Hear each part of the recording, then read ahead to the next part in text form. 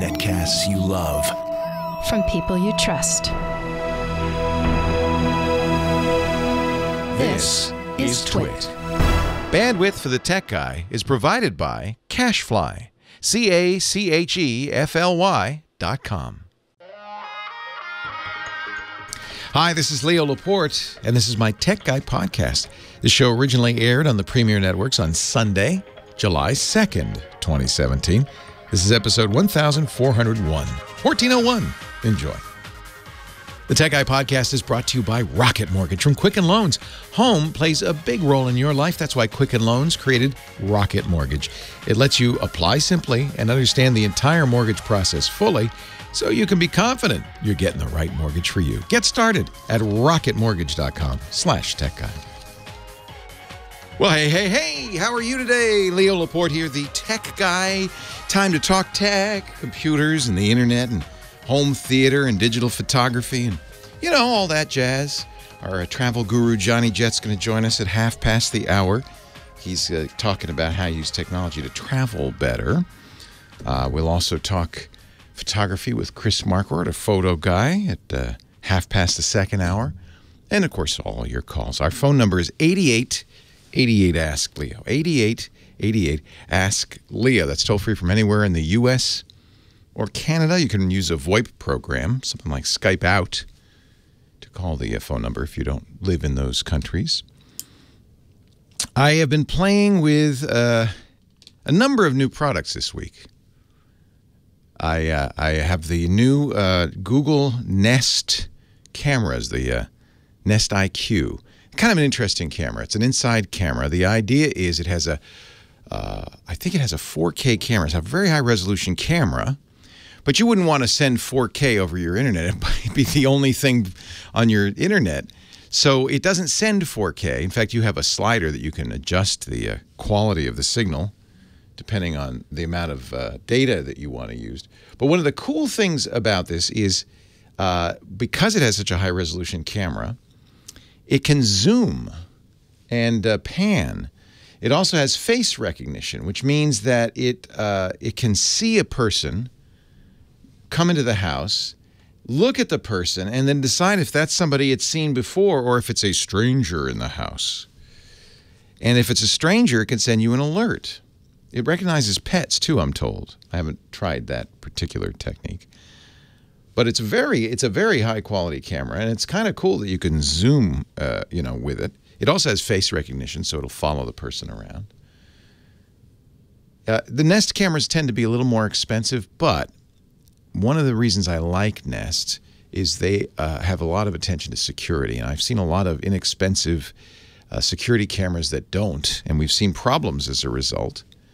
Remember the Foss Cam? It was very popular. At one point, there was a search engine on the internet, I think it's down by now, but that would show you all the Foss Cams, and because they were insecure, show you the video that Foss Cam was streaming from inside people's homes. Ooh, yow. There was a story last year about somebody who bought a camera on Amazon, and it still had the credentials for the previous owner who had apparently set it up but then returned it, so he was able to... Oh, no, wait a minute, that's the other way around. He bought a camera, got rid of it, said, I'd send it back. Somebody else bought it, but it still had his credentials so he could see into that new owner's house. That's what happened. Nest, you don't have to worry so much about that. It's a Google company, so they pay a lot of attention to security. They have second-factor authentication on the login, which I really like. So if your password isn't very strong or gets out, hackers still probably will have a difficult time getting into your camera to see it. They will store your video if you choose. It's not cheap, $10 a month to store your video for 10 days. But that's probably what you want because you want to be able to go back in time and see what's been going on. It sends you notifications on your smartphone or via email when there's a stranger in the house. I liked it a lot. I thought the picture was quite good. But the negative, well, my wife didn't like the idea too much. She said, what? I don't like a camera looking at us all the time. Night vision, you could see everything even in the dark. It was pretty impressive. But I took it out. But I have now reviewed it. And if you're looking for a security camera, this would be great for a guest house or a summer house where there are not a lot of people normally, and you'd like to know what's going on in there. You could turn it on any time to look into it. I think it's a pretty nice device. So at 200, what was it, 250? I want to say, I can't remember exactly. You can get it from Google's at the Google store, store.google.com. It's expensive, but I think you get what you pay for it. And then, yeah, you got that monthly subscription too. Also been playing with another camera in the house. This seems to be the camera in the house week. The new Amazon Echo. You know I'm a fan of the Echo. I'm a devoted fan of the Echo. I think the Echo is the coolest thing ever, and I'm not alone. It seems like kind of a simple thing. We already have phones that will listen and respond. But Amazon a couple of years ago released this Echo without a lot of fanfare. It was kind of expensive, $200. But the people who bought it really kind of went crazy about it. It reminds me of the TiVo when it first came out. Not very many people owned TiVos, but those who did were avid fans. Well, 2 years later, Amazon has released a number of other flavors of Echo. They've got an Amazon Dot, which is a little less expensive, $40. They have a Tap, which is battery-powered. They released all at once in the last couple of months 3 new form factors for the Echo. The Echo Wand, which is a grocery scanning wand that has all the Echo features. It talks to you and listens to you, but it also will add to your shopping list because it has a barcode scanner. I haven't got mine yet, but I'm kind of underwhelmed by that. They announced and haven't shipped yet the Echo Look, which is for fashionistas. It goes in your closet or in your bedroom and has a camera on it, and you pose and you say, what do you think? And then humans and artificial intelligence together might comment on your outfit, make suggestions. I would need this. Leo, you can't wear your pajama bottoms with a suit jacket. That's not going to work. And even, and this is of course why Amazon's doing it, make shopping suggestions. A very interesting idea. But the newest, which I just got this week, is the Echo Show. It has a 7-inch screen, kind of like a tablet, on a speaker, pretty good speaker, by the way, dual high-quality speakers, stereo, but it's all in one box. So, but it's, you know what, it's as good as one of those kitchen radios you might want to get. Like a Bose Soundwave, maybe not quite that good, but pretty good. Certainly good enough to listen to in the kitchen. It also has a camera, speaker, and microphone, so the screen is nice because you do the normal Echo things, but you'll get some visuals. For instance, there are a number of companies that have added, you know, the flash briefing. If you have an Echo, you might know that, where you say, good morning, you know, what's news? And the Echo will tell you, you know, and you get to choose what you want for sources. But if you choose The Tonight Show, for instance, it'll play last night's monologue. I think CNBC and CNN have video content as well. I'm sure there'll be more to come. So it's kind of cool. It's like a little TV. It also will make phone calls, video phone calls to other Echo shows, but it also makes phone calls to any other Echo. This is something the Echo can do anyway. You can call other Echoes.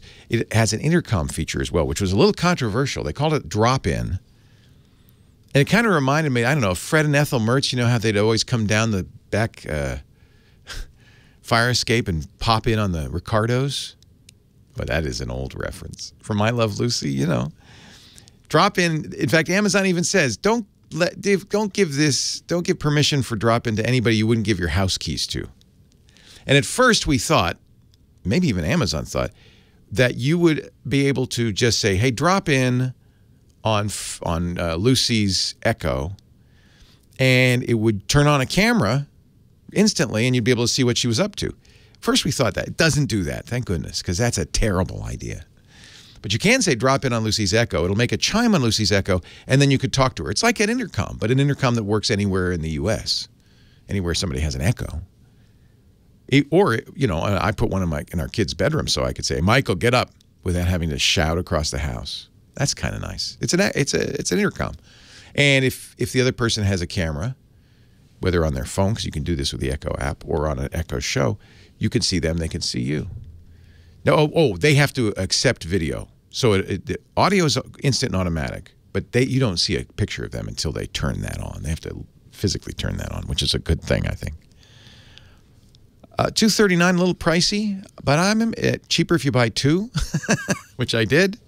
One for my mom, one for me. I think this is going to be a hot new product. Just a prediction. We'll see. I know a lot of people hate the idea of all these cameras in the houses. including my wife. 8888 Ask Leo. What do you think? Leo Laporte, the tech guy. We'll go to the phones next. Here's the I turned the video up all the way, which I hadn't done before. So you have a slider, quality and bandwidth.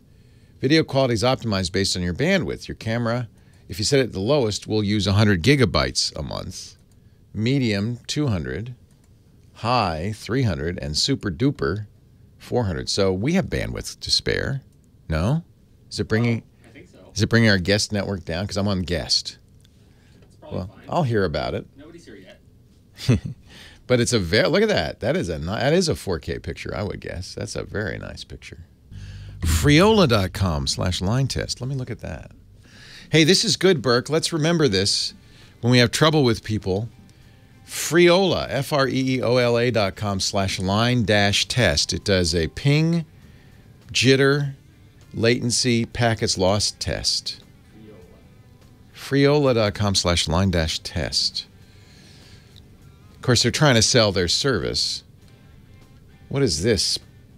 Packets lost none. Latency 144 milliseconds. That's a little high, but not the end of the world. Jitter's good, 27 milliseconds. But what's this spike here? Oh, maybe that's me doing something. Oh, I see. That it just peaked there. This line test works by sending packets from our server straight to your computer and reporting as it's doing so. This allows us to see if there's any packet loss. I don't know if this is any better than the technical information that you get from Skype. It's probably not. Because you're more interested really what the packet loss is to Skype's server as opposed to... Yeah.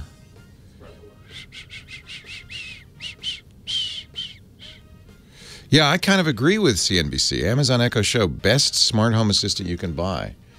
Definitely the best of the Echo speakers. I love having that screen. Some people say it's ugly. I don't think it's ugly.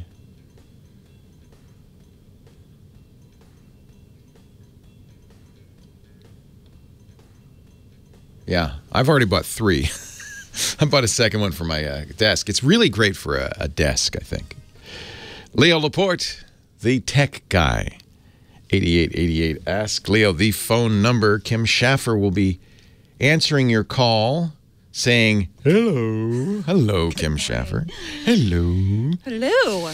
Happy 4th of July weekend, part 2. We were here yesterday. Part due. Part 2. You doing anything on Tuesday? Barbecue. Yeah, me too, I think. Yeah. Barbecue in Mill Valley and Nice. maybe some fireworks later on. Yeah, we are lucky in Petaluma. Safe and sane fireworks are allowed. They're not banned as they are in most other places. We can't have them in Marin. Yeah. In fact, the signs say fireworks It's a fire hazard. You could poke your eye out. It's not safe. Yeah. But it's a tradition in Petaluma, in our little town, and all of the booths are for charities. Oh, yeah. No, So I it's remember the little sparklers. Yeah, it's a fundraiser. Yeah. Well, even the sparklers are safe and sane now. You couldn't really do much damage with them. They've gotten much safer. So you have, we have a full board. Who should I? We do have a full board. Who should I start with? David in Vacaville, his computer's full. But he wants to know which it's full. So he wants to know which files are safe and which are not. And he's got certain ones he's questioning you on. Full. My computer's so full. I'm full. Hi, David. Leo Laporte, the tech guy. Welcome to the show. Hello. Your computer's full. Yes, yes. I'm running out of space, and I know you mentioned this program called WinDRI Stat. Yeah, WinDRStat. I like. Yeah. Yeah. So it gave me a bunch of installer files that are still loaded on my computer, and it's taking up about 25 gigabytes. WinDRStat is. Yeah. No, WinDRStat's not taking 25 gigabytes. No, not WinDRStat, the installer files when I ran the scan. Oh, I see. Okay. Yeah, okay. So I'm not sure what they mean by installer files, but my suspicion is that's including, this is a common problem, Microsoft's hot fixes. So every time you patch Windows, and as you have been probably for years, there's a new hotfix file saved there, and that can add up to considerable. 25 gigs wouldn't be too much. So I suspect that's what those are, but you can't delete them necessarily because you might need them. Yeah, and that was my question because in WindorsStat, can you see what the name? Yeah, can you see what the name of the file is? Yeah, they're MSI and MSP files. Yeah, those are installers, but do the names begin with things like KB2587934, something like that? Those are hot fixes. Some are uninstallable, some are not, and I would be careful about removing them. Okay. Because yeah, what folder can you see from WindorsStat what folder these files are in? I don't have it open. It's not in front of you. Yeah. So I can't. Without more information, I can't tell you can delete it or not. I would start with what version of Windows? This is 7. The one I'm running right here is 7. All right. So there's a disk cleanup utility. Maybe you've already used it. If you haven't, that's the first. Yeah, I did all that. Yeah, I figured. Because that's not too aggressive. And you don't, frankly, want it to be too aggressive because you don't want to delete something you need. So disk cleanup, for those who don't know, you just hit the start key on Windows, the Windows key, and type DISK, and it'll show up, and you just hit it and run disk cleanup. And then you can clean up system files. Windows is smart enough to only delete things it knows about. One big one is previous Windows installations, but you probably don't have that since I bet you bought that system with Windows 7. Yes. But if you upgrade to Windows 10, for instance, it'll save the old Windows 7 files, and that is a significant amount of space. The other thing you can do safely is uninstall programs you don't need, and you can do that, of course, from the Programs and Features menu and just walk through it and see if you need everything that's installed there. Yeah, I did everything. The one question I do have is, have you ever heard of a program called Win Cleanup? Yeah. Okay, so what that does, it lists all the unused files. Basically what it's supposed to do is list all these files that says they're not being used, and you can delete them. You scan your computer. So when I ran it, it listed all these MSI and MSP files. Okay. It says they're unused files. My question, it gives you... the truth is, you can delete them.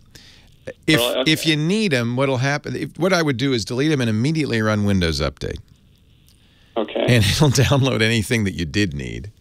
I don't think it'll break anything. That's my concern, because it's definitely going to free up, quite a bit. Because I'm 25 gigs. Yeah, that's enough to keep going for a while.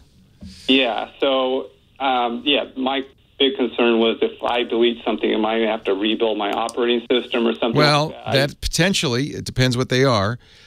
Remember that when you install a program, most programs have that uninstall feature. That's why they keep the installer around in many cases. That MSI file, which is a Windows installer file, is an uninstaller as well. So if you delete it, you might have to, this is not the end of the world, just re-download that installer, that program, and then you can install and uninstall, or sometimes you can go right to uninstall. Somebody in the chat room, Twisted Mystery, is saying there is make sure that it is not in a folder WinSXS. What is that again? WinSSS. It's hard to say. The SXS folder. Now it's a system folder. It's files that you need for your Windows installation, backups, updates, things like that. It is probably where those hotfixes are stored. It can take up a lot of space, and it's my best guess that that's where all these files are. Windows Disk Cleanup will delete unneeded files in that SXS file. That's hard to say. SXX file. But it will only delete files it knows it doesn't need. To do that, you have to hit the button that says Clean Up System Files. Those are the ones in the... Anyway, you got it, right? But I think you probably... So here's the safe thing is that Windows... built-in Microsoft program. The less safe thing is to use this third-party program and just cross your fingers. In most cases, here's my strong suggestion before you do this.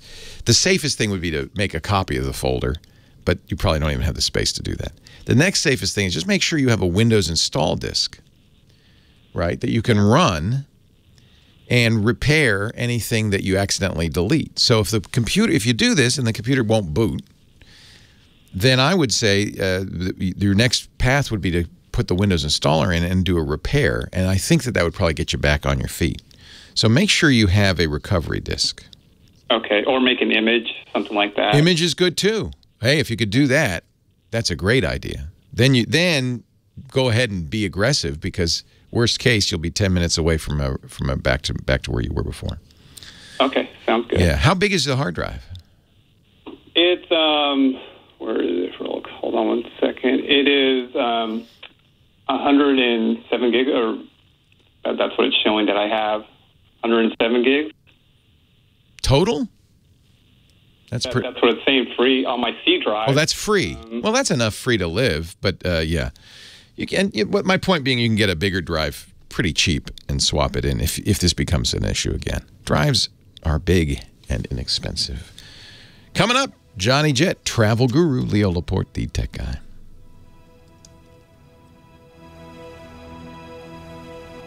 $100 gigs is not the worst. I mean, it's not like you're completely out of space, but I understand your desire to get those, for instance, 25 gigs out of there. That's, that seems like it just depends how. No. It says that I have 107 gigs total. I have 7.75. Oh, well, that's a tiny drive. Is it a solid state drive? I believe so, yeah. Yeah, 128 gig. Yeah, so that's the problem with using 128 gig drives, is there really is just room enough for the system and programs. And really the recommendation is to use a secondary drive for data. Is it a laptop? Yeah, it's a little laptop. Dell laptop. A lot of people in that situation. That's why I always buy a 256 gig drive, because this is not unusual with 128. Yeah, you're kind of down low. Yeah. Yep. Yeah. All right. Hey, good luck. Okay, thank you very much. All right, take care. Bye-bye. He's been everywhere, man. The Johnny Jet, he's peripatetic, Johnny Jet. You find him all over the place. And now, of late, he's been traveling with his, I want to say 6 months, but he's now 9-month-old son. I can't believe that. Jack and his wife, Natalie, who's also a travel writer. In fact, I saw she's got a byline in Porthole magazine. Yes. That's nice. The cruise industry magazine. Yes, it's a great magazine for cruisers. Yeah. Yes, she's doing well. And actually, we just flew up on Alaska Airlines to Seattle the last few days. I love Seattle. That is a great city. I'm thinking of relocating up there. I mean, there's got to be something to it if all these billionaires are up there. Yeah. Bill Gates, Jeff Bezos. You know why Lockheed and Microsoft and Amazon are there. There's no state income tax. Right. So that's like just getting an extra 8 or 9% on your money right out of the box. Plus the cost of living. Although the winters nice are very tough there. Yeah, it's not snowing. That's not but they say there's no sun. They didn't have sun they had 3 days of sun for the first 3 months of the year. Yeah, that might be hard. I might have a hard time with that. So Johnny joins us every week to not just to chat about travel, but to help us travel better with technology, which of late has. I mean, if you are paying attention, there are so many great websites and apps that really will help you travel better. For sure. So here's my first website. It's called airlinecheckins.com. Airlinecheckins.com. And this one is brought to you by Lufthansa Airlines Innovation Hub, which they go out and scout out, different companies and they invest in them. So this one is pretty unique because you sign up once, you register, and you'll be assigned an email, like your first name, last name, and then at airlinecheckins.com. And then you can when you buy your plane ticket on over 100 different airlines, they will check you in as soon as the check-in opens. Oh man, does it work with Southwest? Because of course that was my question that was my first question to the PR person, and they said it does. What? I was shocked because Southwest usually does not like this kind of stuff. The best way to check in on Southwest is like 1 second after you can, which is 24 hours ahead of time. That way you get the best position in the line. Exactly. So I have not tried it yet, although they say it works for Southwest, and they confirmed it to me. I don't know how long it will last because Southwest will not be too happy about it. And this website just became open to the public. It was in beta for a year. And this is amazing. Yeah, I mean, the Southwest, any airline that, has a Southwest method where, there's no assigned seats and you just the first on, first serve. Yeah. Is perfect for it. What I don't like about it is, when I check in online, I like to make sure that I have the best seat. So I usually go to seatguru.com. Yeah, first. they say they choose the seat for you. Right. But if you have a middle seat or, when you first bought your ticket, ideally when you first buy your ticket, you want to get the best seat possible. Sometimes when you buy the ticket, you can choose a seat, but sometimes not, right? Well, most of the time now they try and scam you and try and charge you a lot more money to sit up front. Wouldn't you American like to Airlines, have that extra legroom?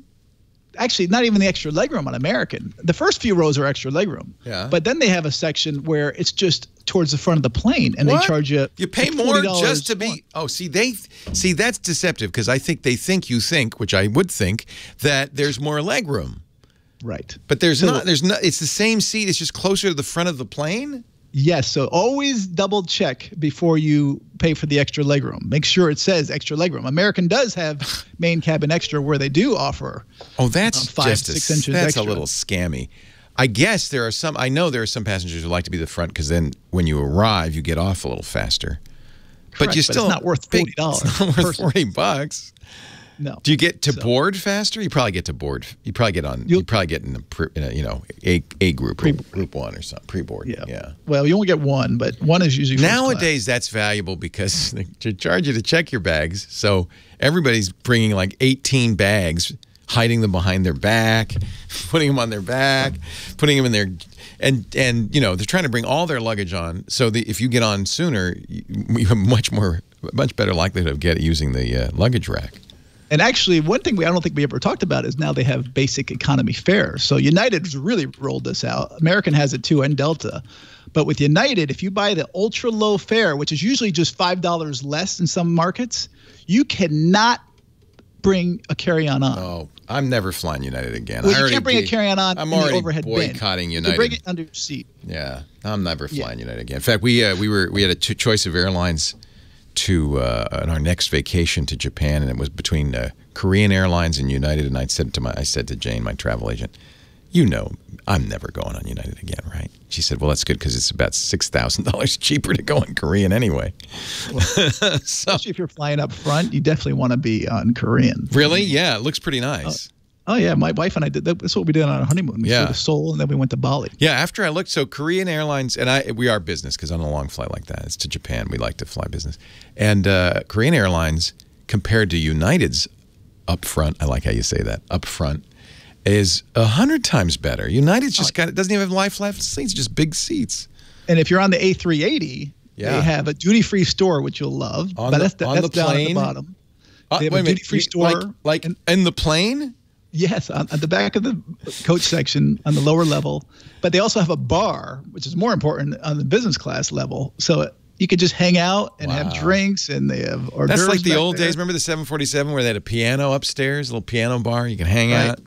And I told you about that one thing in the Pan Am. LA where you can do a Pan Am experience. Oh, that's so cool. You can still experience that. All right, I'm signing up right now for airlinecheckins.com. That's awesome. And let me know if you fly Southwest and how it works, or if anyone has used it. That'd be great. Yeah, I fly Southwest more than any other airline. I always fly Southwest. Yeah. So that's so good. I have this week I signed up for Clear. So do you have Clear? I had Clear once, and it was so embarrassing. I didn't sign up for it when they went out of business, and then they came back into business, and I didn't sign back up. Because Clear, you go, instead of going to the regular line before you go through security at the airport, you go to the Clear line. But all they do is they say, okay, after you go through the thing, and they take they have a plastic tray, and they take your stuff, and they barge to the front of the line. It's, excuse me, this guy's special. And they barge to the front of the line, which is, it's embarrassing. They barged me in front of a mother and her child. Excuse me, this guy paid a lot of money. Get out of the way. I'm never doing that again. How embarrassing. Well, that wasn't my experience. So I just used it for the first time because they just signed up in L.A.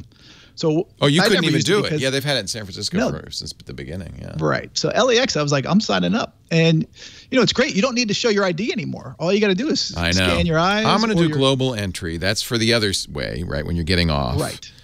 But if you have Clear and TSA Pre, sometimes these Pre is good, right? Are long, but they're long. Oh. So Clear will actually let you cut the TSA Pre line. I know, and it's embarrassing. It's not embarrassing. Wait till you have it. Well, okay, just wait. You just keep using it, and you tell me in a couple of months. Well, speaking of embarrassing, because you have a kid, you have the wife and kid, so it's not so bad barging in front of a mom and her child. No, first of all, I wouldn't barge in. I would say you let them go first. But I guess I could have done that, but I paid a lot of money. What's embarrassing is that we were in Seattle this week going through security. Yeah. This has nothing to do with Clear or anything, and the baby food caused a metal detector just went Right. off. I saw that they called the bomb explosives squad. unit. Yeah. I was like, "Are you joking?" It took 30 minutes. The explosives unit came. Now, in the to check past, out what they've Natalie. done is they've said, okay, if you were willing to eat that or drink the breast milk or whatever, we'll let you through. They didn't give you that option? No, they said, "Well, test it." They would just say, all they have to do is say, look, eat some of the baby food. Because if it's an explosive, you're not going to eat it. Well, they didn't do and that. Also, they brought my phone actually was a flag too. They said something on my phone came up, and I was like, I have no idea. There's nothing in there. I have a life-proof case on it. They saw you coming, Johnny. How long did it take you to get through the line? 30 minutes. Ay, it's good you weren't late. Yeah, I showed up early. Johnny Jet. I just happened to show up early. He's always here on time. Go to johnnyjet.com. That's his website. Free travel newsletter. Lots of great tools and, of course, great articles. And don't forget to follow him on the Twitter @JohnnyJet. We'll see you next week. Thanks, John. Thanks, Leo. Yeah. So I don't know. So Clear, I did it in the first iteration and then they went bankrupt. Right. It's a new company now. Because nobody uses Clear. Yeah. They're in like 20-something airports right now. Yeah. But almost all terminals at LAX, which I love. So your experience was you go up to the Clear thing and they take your stuff, right? And did they lead you to the line? So they have a whole separate line for Clear. See, that's what I thought they were going to do, was have a separate line. They have a separate line. So in the early incarnation, they didn't have their own line. Yeah, once you scan your eyes or your thumbprints or fingerprints, they just then bring you up to the TSA security agent and say he's been cleared, and then you go right. They don't even look at your ID, the TSA. Wow. And then you get in the back of that line of the security line, but you're already in. You're already past. And everyone you have to go through. You still have to go through a metal detector, right? Oh yeah, you still have to do. Do you have to take off your shoes and do all that? If you have TSA pre, no. So there's a pre-clear.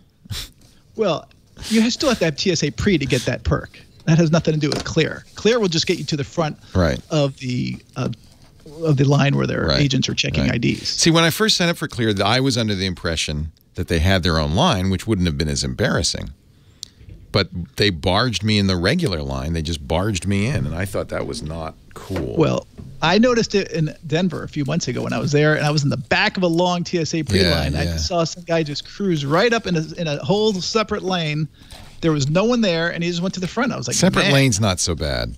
But talk about feeling like a Silicon Valley a-hole. Excuse me, I'm Clear. Well, Get out of my way, kid. But in LA, you see that all the time when celebrities come in. I know. They walk them right up, and that's what they do. They're like, excuse me, we have. Well, there's reasons for that, because if you're a celebrity, you don't want to stand in the line with the riffraff. They might ask for autographs. Well, that's why now at LAX they have a whole separate celebrity terminal, which is very expensive for them to go to. Yeah, in this country, if you got money, life can be a breeze. And the weird thing is, the people who have money, the celebrities, people give them stuff. Right. You get given everything. The athletes, like down here in Manhattan Beach, there's a lot of pro athletes. Right. And tennis, they don't hockey, pay for nothing. Basketball. They got more money than God. Steph Curry just signed, what was it, $100 million deal? 200, I think. 200. He never has to pay for anything. LeBron said he should have gotten 4. LeBron said he should have gotten 4. I love that. Wow. Well, all right. Hey, Johnny, always a pleasure. Have a great week. You're the best. Too. Love to everybody. 9 months old. How did that happen? 9.5 months. He was just born. That's what it felt like. Wow. So, anyway. I'm telling you, he's going to be in college any minute now. I hope not. It goes so fast. I would go back in time to where you were. Well, no. No, actually, I wouldn't. Till about age 4, I'd go back in time. I don't want to go too much further. Right. In other words, it's getting better all the time. That's good to know. And then it gets worse. And then it gets better again. And then you die. Thank you, John. Thank you. Thank you, Johnny. See you later. Leo Laporte, the tech guy. That's a happy song. 8888 Ask Leo. That's the happy number to call if you've got a problem with your computer or your technology, or you want some advice on buying and that kind of thing. Ashley in Newport, California is next. Hi, Ashley. Hi. Welcome. What can I do for you? So I recently bought a refurbished iPad from Groupon, and about 2 months in, it just stopped turning on. Aye. And you can kind of see the screen trying to light up, but like the Apple logo doesn't come on. And so, not sure what to do about that.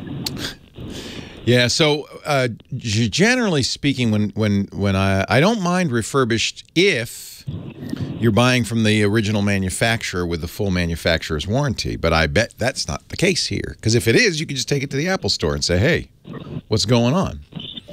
You probably can still take it to the Apple Store. The first thing I would try, there are a couple of different resets you can do to an iPad. So there are several possible problems here. It could be just, sometimes software gets muddled. And so the first thing I would do is press and hold the on-off switch, which really isn't an on-off switch. It's a screen on-off switch, really. But press and hold the on-off switch and the home button. And hold them and hold them and hold them. And what you're doing is what's called a reset. So it's like the Control-Alt-Delete on your computer. It's a reset of the iPad, just like that. No, I should start at the beginning. So if you just press the on-off switch, that just turns the screen off and on. And if it locks it if you have a screen lock, which I hope you do. If you press and hold the on-off switch, then you'll, after 3 or 4 seconds, see a slide to power off. That's the actual power down.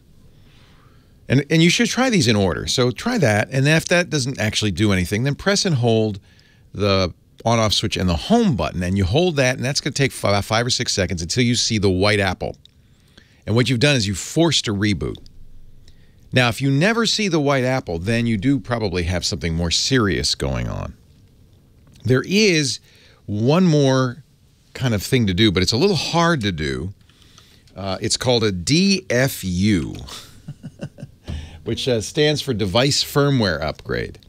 And the way I could describe it to you, but timing is so critical on a DFU that I recommend you actually Google DFU videos or go to imore.com where they have an article about putting your iPhone or iPad into DFU mode, and they have you want to watch a video. And I'll tell you why, timing. Because you have to press one button and hold another button and then release them just right, and it's got to be exactly right. But this is an even more serious reboot, and I bet you it'll fix your iPad. So you plug in your iPhone, you make sure to your Mac or Windows or PC, you need to have an iTunes running on a computer, and you need a cable to connect your iPad to that. You turn off your iPhone, or in this case iPad, in other words, the slide to power off slider. Then, and here's where timing becomes critical, you press and hold the on-off button for 3 seconds, no more, no less. And then, while you're doing that, you press and hold the home button after 3 seconds while holding the on-off button, and then you keep both buttons down for 10 seconds. If you see the Apple logo, start over. Then you let go of the on-off button, but you keep holding the home button for 5 more seconds, and you should see the plug into iTunes screen. And that is going to give you a chance to refresh the firmware on the iPad. Now, if all of these things fail, then there's a physical problem with the iPad. It could be the battery. We don't know how old that iPad was. It might have been old enough that the battery's worn out. It was, quote, refurbished. It may be that the logic board is damaged. So I'd be very careful when you buy buying something through a refurbished iPad through a Groupon. I bet you got a great deal, but you might have gotten something that somebody already had problems with. Who refurbished it? If it's not Apple, that's not really refurbished. Only Apple can refurbish an iPad. So my suggestion is take it. Try these things, and we'll put the appropriate links in the show notes at techguylabs.com so you can follow along. Follow the recipe. And if none of them work, then take it to an Apple store and hope that, throw yourself on the mercy of the genius. That could be the motto of this show. Throw yourself on the mercy of the genius. I have always relied upon the kindness of the Apple genius. That person has really the power of life and death over your Apple stuff. That person could give you a new iPad if he or she wanted to. He could just say, oh, yeah, you deserve it. You're a nice-looking person. You're good. In fact, I hate to admit this, but I told my daughter, cry when you're there. I said, my iPhone, I just got it. I broke it. He gave her a new one. So use your wiles. I shouldn't say that. But they have a lot of leeway. They could say, well, here's what we could repair it for $200, for $90, for no bucks. We could swap it. They have all sorts of things they can do. They ultimately are responsible to their manager after, a week or two. They can't just be giving out iPads, but they do have a lot of leeway. So if you try all these things, bring it back to the Apple Store. I know you didn't buy it from Apple, but Apple takes responsibility for everything they make. I'm sorry, Ashley. That's a kind of a bummer. You can get the least expensive new iPad is $329 now. Apple announced that earlier this year. Because they understand the iPad is really outrageously expensive, and they want to make it available, especially to schools and students. So you might, if they can't get this working, that's your option. 8888 Askley, I'm sorry, and cautionary tale for everybody else. If you got a refurbished iPad on a coupon from Groupon. If you got it from Grubhub, forget it. I hear you laughing, Kim Schaffer. If you get it, but if you get it from Groupon, maybe consider the source. Refurbs are fine if you get them from the original manufacturer with a full warranty. Carol, Dana Point, California. You're next. Hi, Leo Laporte, the tech guy. Hi, Leo. I'm so glad you could take my call.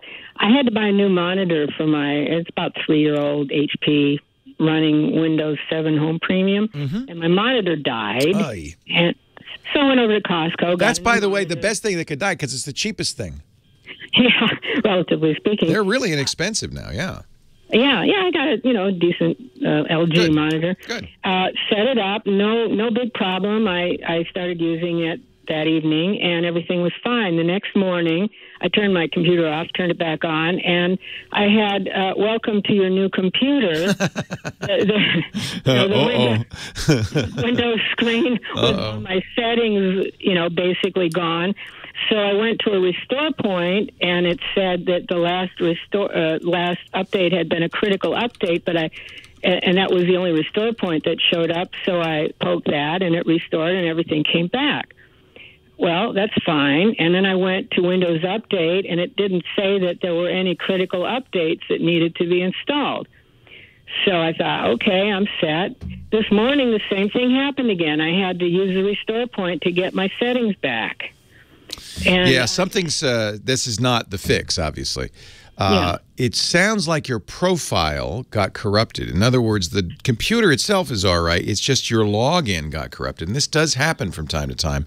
It used to happen more often with Windows 7. I'm going to have to put a link in the show notes, which I will, at techguylabs.com, describing some of the remedies for it. But frankly, I think the best thing to do would be reinstall Windows. Something got corrupted here. Leo Laporte, the tech guy. And it probably didn't have anything to do with the monitor. It must have, did the monitor come with a disk or something that you needed to install? No, I have a information disk, but I didn't. Yeah. So it's probably coincidental. Or the old monitor failed not because there was something wrong with the monitor, but because there was something wrong with the computer is also possible. Because I didn't have any issues like that before with the old monitor. It was just getting darker and darker. Oh, okay. Oh, yeah. So it's just a coincidence then. Wow. So this happens. I mean, hard drives have little issues. How old is the computer? It's less than 3 years, I think. It's pretty young. But say there's just a few bits difference. Actually, 1 bit would be enough. 1 bit would be enough if it's in the right spot on your hard drive, on where you log in. That would mean your profile got damaged. And I think that's what's happening is it can't log into your regular profile. So it's saying, oh, must be a new computer. Wow. Let's set this up. But the good news is, in all likelihood, all your stuff is still there. Yeah, it's still there. As soon as I do the restore point, everything comes back the way it was. But it's the thought of. How did you get to the restore point? I just turned it on. I mean, I just went to. It offered you. Oh yeah, it offered you a chance to restore. Yeah, I have everything there. It's like I don't have my desktop picture, right. Or all my icons. So one thing you could do is go through the setup and create a new account. And then in the new account, make sure it's an administrator account. You should be able to see the old account and manage it. And all the files would be there. And you could either copy them over to the new account or restore your old account. I just worry that your hard drive might be getting a little flaky at this point. Oh, dear. Yeah, and if that's the case, you could fix it and then it'd go bad again, or you'd have other problems. Oh, dear. Oh, dear. Yeah, I know. That's these things happen. That's usually the first thing to go on a computer is the hard drive. Your right, monitor went fast. My old one lasted 8 years, and I got kind of spoiled. Well, and that's typical. It's just it's kind of it's the law of averages. Usually you should get 8 or more. Yeah. There is a. I have an article on how to fix a corrupt user profile, but I don't know if that's really. Well, I'll tell you what. I will put that in the show notes. But it's kind of geeky, and I don't know if it's really going to solve the bigger issue, which is a flaky hard drive. Do you have recovery disks for that machine? I'm not even sure. Yeah. I think I do, but I'd have to go look through all I would say go through. I've moved twice in the last 2 years, so right. My life has been kind of I would say when it welcomes you to Windows, go ahead and go through the setup and you'll be creating a new account. Okay. But what that will do is give you access to the computer now. And you'll be able to see the old account. You won't own those files, but you can you could reclaim them, and that's what that article I'm posting will tell you how to do. Okay. It'll let you say, no, I want those files. Those are my files. I know they look like they're somebody else's. And I think that's probably what I would do, but I would also be prepared, make sure you got a good backup, because I wouldn't be surprised if you have further problems with that hard drive. Yeah, wow. Okay, one other, this may be a much bigger question. Several years ago, before Picasa died, or before they let it die, right? I started having multiple copies of every file, and I just let it go because I didn't know which one was the original and which ones to delete. And so were these on Picasa Web, or were they on your hard drive? I think the web. They weren't local. They were on the web. Yeah. I believe so. If you go, you know how you'll know? If you go to photos.google.com, they'll all be there now. That's what they did. They moved everything over. I don't even know if I have them. At one point, it looked like a lot of my old Picasa files were gone, and then they were back, and then they were gone again, and I was so distraught, I haven't had time to really go into it and check it out. But, of course, like everyone else, there are things that I would be so unhappy if I lost. Right. So I still have Picasa, but I don't know that. No, Google bought it and then basically killed it by replacing it with Google Photos. Mm-hmm. At one point, if you were storing your photos on the web, if you were only having them local, then this isn't going to help. But if you were backing them up to the web, then they're still on Google Photos. You could go in your Google account to photos.google.com and you might still see them. And if they were on my computer, they're gone? If they were only on your computer, then you're going to have to do some forensics. It's the same computer? Yes. Generally, Picasa doesn't delete photos, but things might have gotten moved around and stuff. So I do have Carbonite, so I'm hoping. Oh, well, they should have been backed up. Yeah. Okay. I'm hoping. I think also a little investigation on the computer. And this maybe is another symptom of a failing hard drive. Well, that happened. This was happening way back before Picasa even got got killed off. So. Okay. Yeah, I've heard people have problems with Picasa and moving files around, but it shouldn't delete them. Yeah. They'll be there somewhere. It's just you'll have to find them. Okay. Yeah, first I had way too many, and then I didn't have any. So. Yeah, thank you, Picasa. Yeah, and then I would recommend turning on Google Photos because that backs them all up to Google, and you'll never lose them. Well, I have that on my phone. Right. You can do that on your computer, too. Okay. Yeah. I'll do that. Okay. Okay, thank you so much. My pleasure. I hope you can work it all out. Oh, I do, too. I know. Ay. I know. Thank you. Take care. Bye-bye. Bye-bye. Hey, I should mention our show today brought to you by Rocket Mortgage. If you are buying a new home or, oh, look, I've just been handed my wallet. If my wife had my wallet, what could possibly go wrong with that? How long did it take us to get that loan from? It was almost 4 months. It was insane. What? 4 months? I know we went on a cruise. The owners almost said rejected. We almost lost the house because it took so long, and they kept. And this was from that big bank. We aren't going back to that big bank. Next time we're going to Quicken Loans because they can do it not in months or days or weeks, but in minutes. Why didn't we do? Oh, they didn't have it. There was no Rocket Mortgage, but now we're in the 21st century, and there is. Quicken Loans realized that the mortgage process was not keeping up with the times. It was dated. It wasn't client-focused. It was. We went into the place, and the guy had a clipboard, remember? And with all these papers, and he would thumb through it for the rate. And then 8,000 emails. And then 8,000 emails saying, the bank needs this. The bank needs that. The bank needs, go away, bank. You almost lost us the house. Not this time. RocketMortgage.com/techguy. They have partners with all the banks. So you can, with one push of your finger, submit your pay stubs and your bank statements, everything they need based on income, assets, and credits. They can analyze all of that. They crunch the number. It's all computerized. They crunch the numbers fast. There's no guy with a clipboard. It happens instantly, and they'll find the loan that's just right for you. Transparent, easy. Look at Rocket Mortgage from Quicken Loans. Apply simply, understand fully, you'll mortgage confidently. Equal housing lender licensed in all 50 states. NMLSconsumeraccess.org, number 3030. We thank them for making the Tech Guy podcast possible. RocketMortgage.com/techguy. Well, hey, how are you today? Leo Laporte here, the Tech Guy. Time to talk computers and the internet and failing hard drives and dying iPads and smartphones that won't phone. 8888 Ask Leo. That's the phone number. 888-827-5536. Toll free from anywhere in the U.S. or Canada.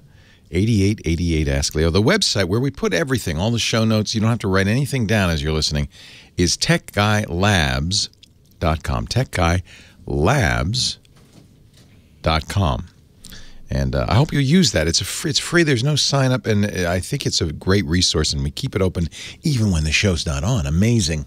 The lights stay on 24/7. TechGuyLabs.com. So we're talking about smartphones. They're really not phones, are they, these days? They're really the little computer in your pocket that just happens to be capable of making phone calls. But increasingly, that's less important. It's really a camera.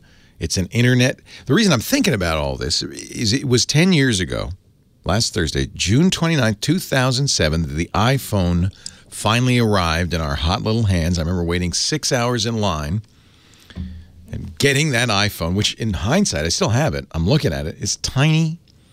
But it was so much better than anything that had come out before. And so I was very excited about getting it. But now here we are 10 years later. And I remember when Steve Jobs first started talking about it. When Steve Jobs first started talking about it, in his speech, it was kind of interesting.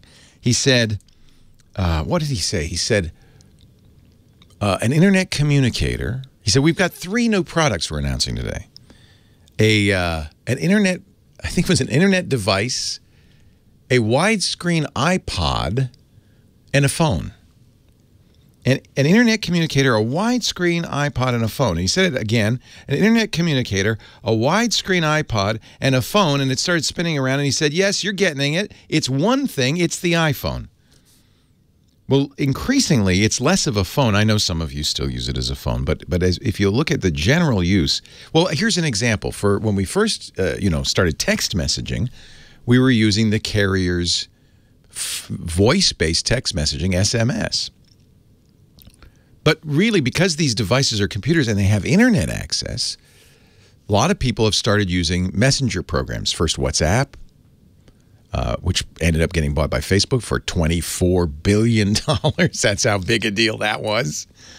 Maybe you use Google Hangouts, or a lot of people using Facebook Messenger. Facebook's really encouraging people to use that. And you only really, Apple has iMessages, but iMessages, even when you're using the messages on your iPhone, most of the time it's not using the carrier's text messaging. Only when you're talking to somebody on Android. The rest of the time, it's using data. And that's why I could do, all the dancing bears and the graphics and it's got balloons and fireworks and spotlights. So that's moving away. My friend Mike Elgin wrote a great article in Computer World. I think it was yesterday or today, talking about this. And he says, watch what Google does, because Google's plan is to eliminate the carriers, the phone companies, and just do everything over data, including phone calls. We already can do that. If you ever use Skype, or you made a phone call on Google's Hangouts or Facebook's Messenger or WhatsApp, that's not using anything from your carrier. It's just all data. It's all internet. It's over the internet. The trick, of course, is getting internet phone calls with all of their kind of flaws sound as good as a cell phone call. In fact, I think they can sound better, but we're waiting for the cell networks to get strong enough internet. If you're using, some phones will do this, something called VoLTE, Voice over LTE. That is voice calling using internet, not the voice capabilities the carrier provides. And if you've ever gotten a call from somebody on VoLTE or over Wi-Fi, where some carriers and some phones will let you call using the Wi-Fi, you'll notice, wow, you sound really good. You sound clear. They're not limited to the low-quality audio that phone calls are limited to, and so they can make better-sounding phone calls. That's the future. Now, where does this leave AT&T and Sprint and T-Mobile and Verizon? Well, scrambling, all of them, to improve their data networks, because the future for them is not telephony. And the future for your device is not phone calls. It's communicating, for sure, but not over the voice network, but over the internet. It also means that your computer, your iPad, your tablet, any device that you have, any internet-connected device, your Amazon Echo, your Google Home, all of them can make phone calls too. In fact, the Google Home, they've already done that. Notice, Google's at the forefront of this. You can call any phone line from a Google Home in the U.S. or Canada, and it's free. There's no cost. If I'm AT&T, it's got me a little worried. That used to be a big business. They used to make a lot of money on long-distance calls. Well, however you call me, you can do it right now, but you have to call 888-827-5536. That's our number. And next on the line, Thomas. He's calling from Ohio. Hello, Thomas. Hello, Leo. Welcome. You sound very good. See, are you calling over VoLTE? I am calling on my iPhone 7 Plus. Yeah, you might be, or you might be using Wi-Fi. I am, actually. Go figure. See how much better that sounds? See? Yeah. What was that? See how much better that sounds than a regular old phone call? Yeah. Yep. So I just started listening last week. Love the show. Oh, welcome. I really just enjoy it. I listened to it on my way to work. I had like a 45-minute commute, so just been listening to your previous Yeah, we make podcasts available at twit.tv/TTG for The Tech Guy. Yeah. And your local station also may offer a podcast. I shouldn't get them out of the equation. Right. Well, I'll try to keep my question quick. Sure. So this fall, I'll be attending college as a freshman, majoring in computer science. Congratulations, Thomas. Oh, the world is going to be your oyster, dude. I know. And I'm looking to get a new laptop. Now, I currently have a really nice Windows desktop that I custom built for gaming, but I mean, I can use it for other things. Right. It's got a good graphics card and processor. So would getting a MacBook Pro or something I'll like that tell you why you might want to do that for a computer science major. Okay. Of course you could use Windows, but the advantage the Mac has is it's effectively built on a Unix platform. It has a Bash terminal, and you can install anything you can install on a Linux or Unix machine, Ruby, Perl, Python. In fact, it comes with Ruby, Perl, and Python, but you can update it. You may be learning exotic programming languages. You may be doing exotic tasks. And I think if you should probably ask the school Ask, call the computer science department or the bursar and say, what do you recommend? But it'd be my guess that most of the people in your comp sci classes will be running Macs, not because they want to run Mac OS, but because they want to run Unix. Okay. And it's there. It's under the hood. In fact, I use Windows a lot. I like Windows. I have a very nice Windows laptop. I got a little disenfranchised, I guess, by Apple's hardware choices. And the variety of choices. Look, you built your own computer. You can't build your own Mac. The variety of choices on the PC side are nearly infinite. You have very few choices on the Mac side. But I miss Mac OS, and particularly as a programmer.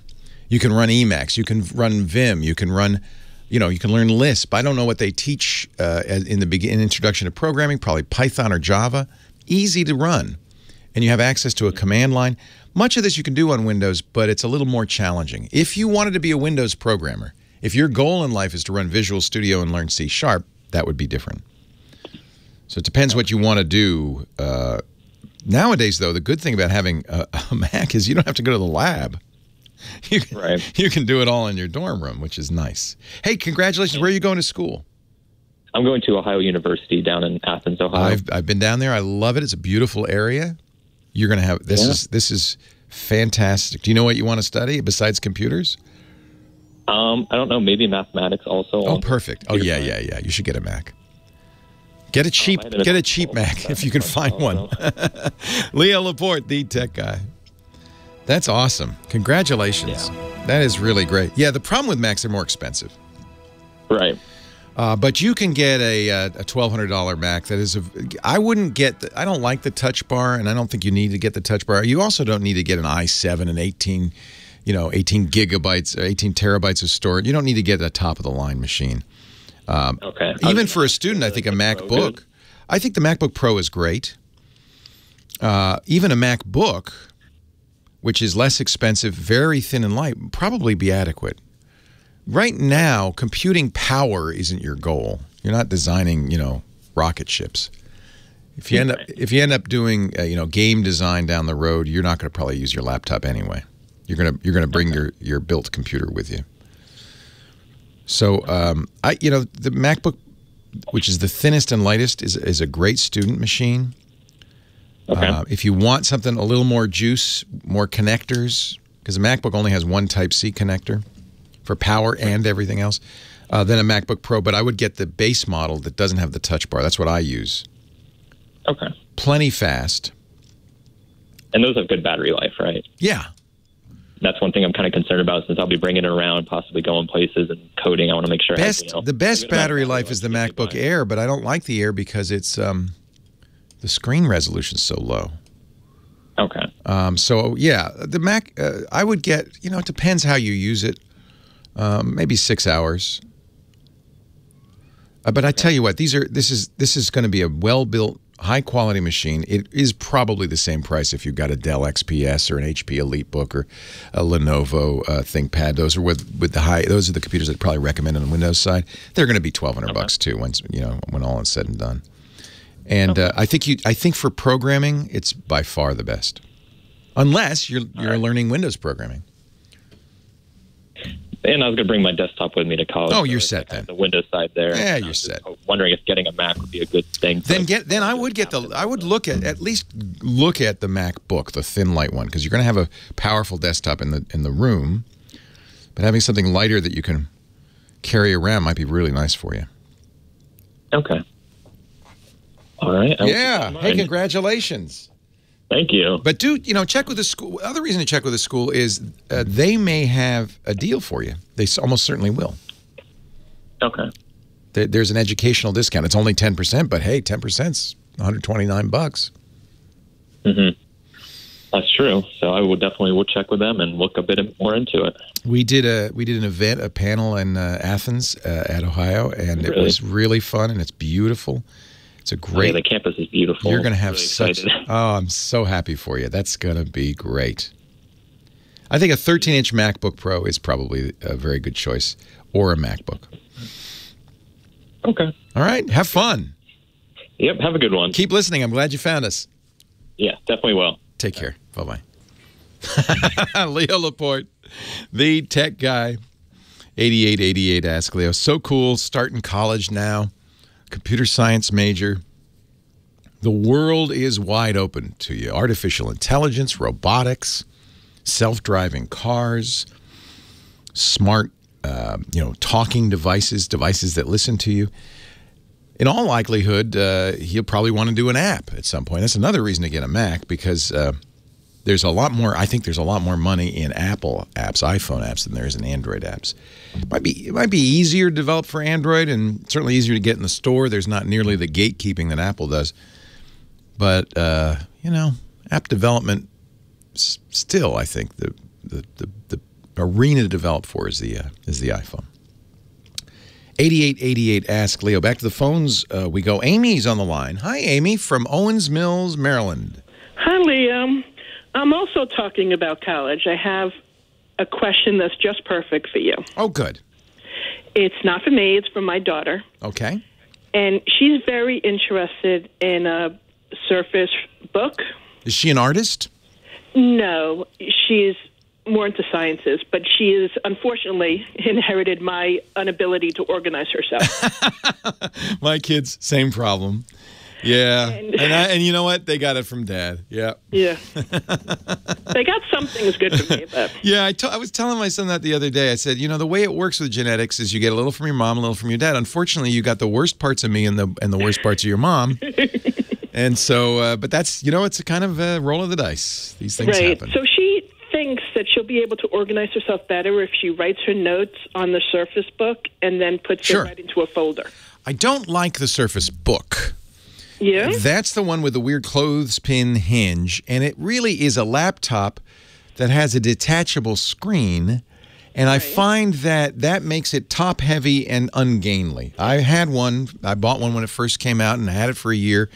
I've replaced it with a couple of other Windows laptops, one from Lenovo and one from Microsoft, the Surface Laptop, which I wouldn't recommend either.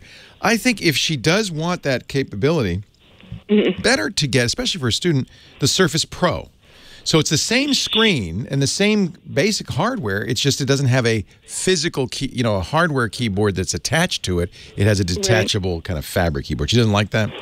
She doesn't like the keyboard. Yeah. Because, she's going to school, she might have to type. It is a better keyboard on the Surface Book. The Surface Book's not bad. It is, if she did, I found I never detached it. Right. Well, her plan is to detach it during lectures and with the pen notes on it. Well, it's fine. It's a good device. It's pricey, but it's a fine device. Well, my concern is that it's so old. Like, is there a new one coming out? Yeah, they might have updated some of the hardware, but they have not updated it in any serious way. They did update the Surface Pro, the tablet. And they released this Surface Laptop. Here's what I'm gonna just throw something out. Yeah.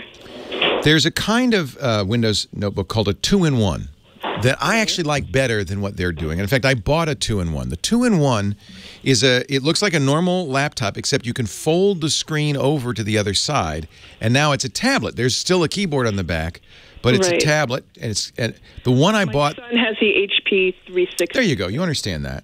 So the one I recommend that would be great for your daughter is the Lenovo ThinkPad Yoga 2nd generation, which just came out. It has a stylus, so she can still take notes. So in class, she can flip it over, turn it around, hold it just like a notebook, and write on it. So the writing is as good as the Surface? It is exactly the same. Oh, so that's good. And now the pen is a little smaller and thinner, so she may not like that. The Surface pen really feels like a pen. It's nice.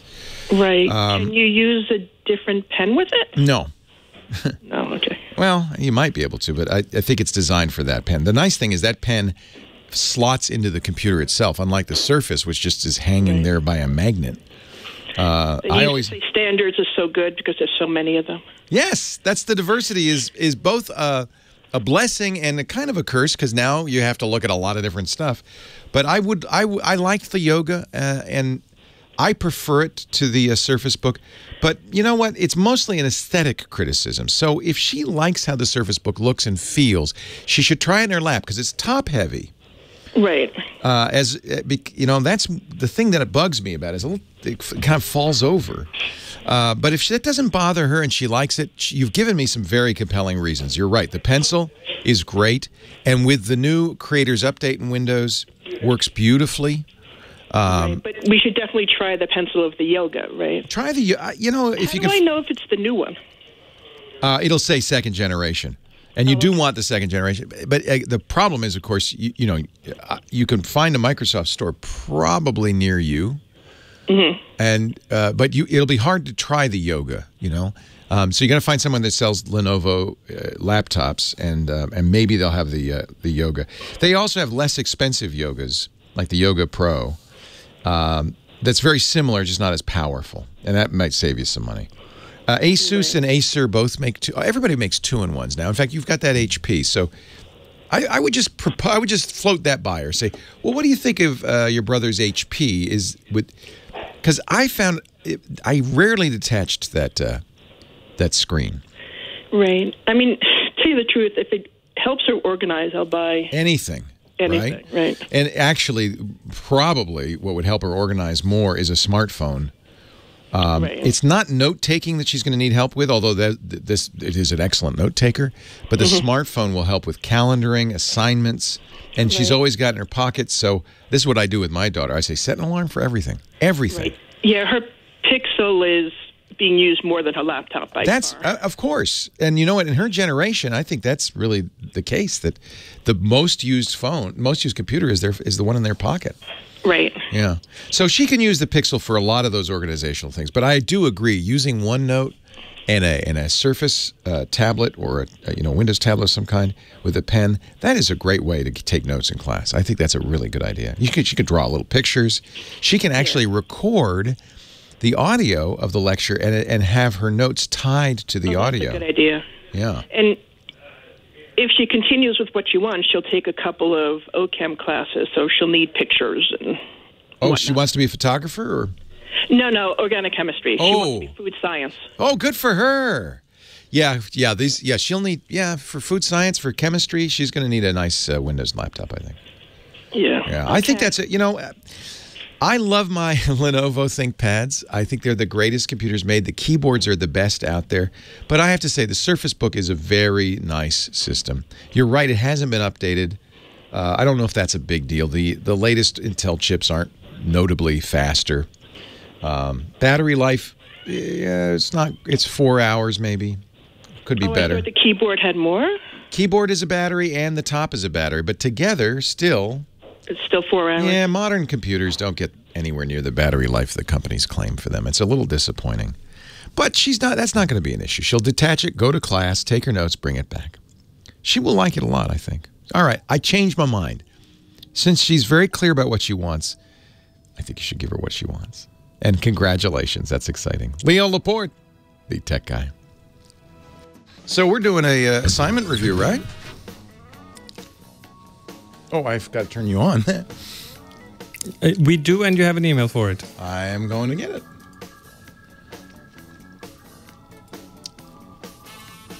So I made a bunch of photo books. Oh, I should have brought it in to show you.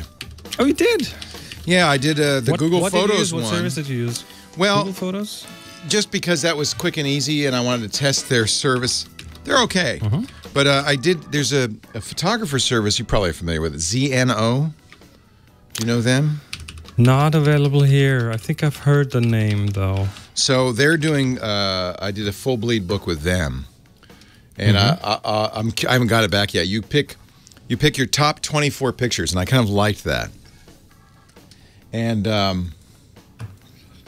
so I ordered that. Did you ever try of making a blurb book from I like Lightroom? Blurb. I've done Blurb and Lulu. And, of course, I'm a SmugMug user, and they have books, too. Oh, okay. So I don't want to print too many books.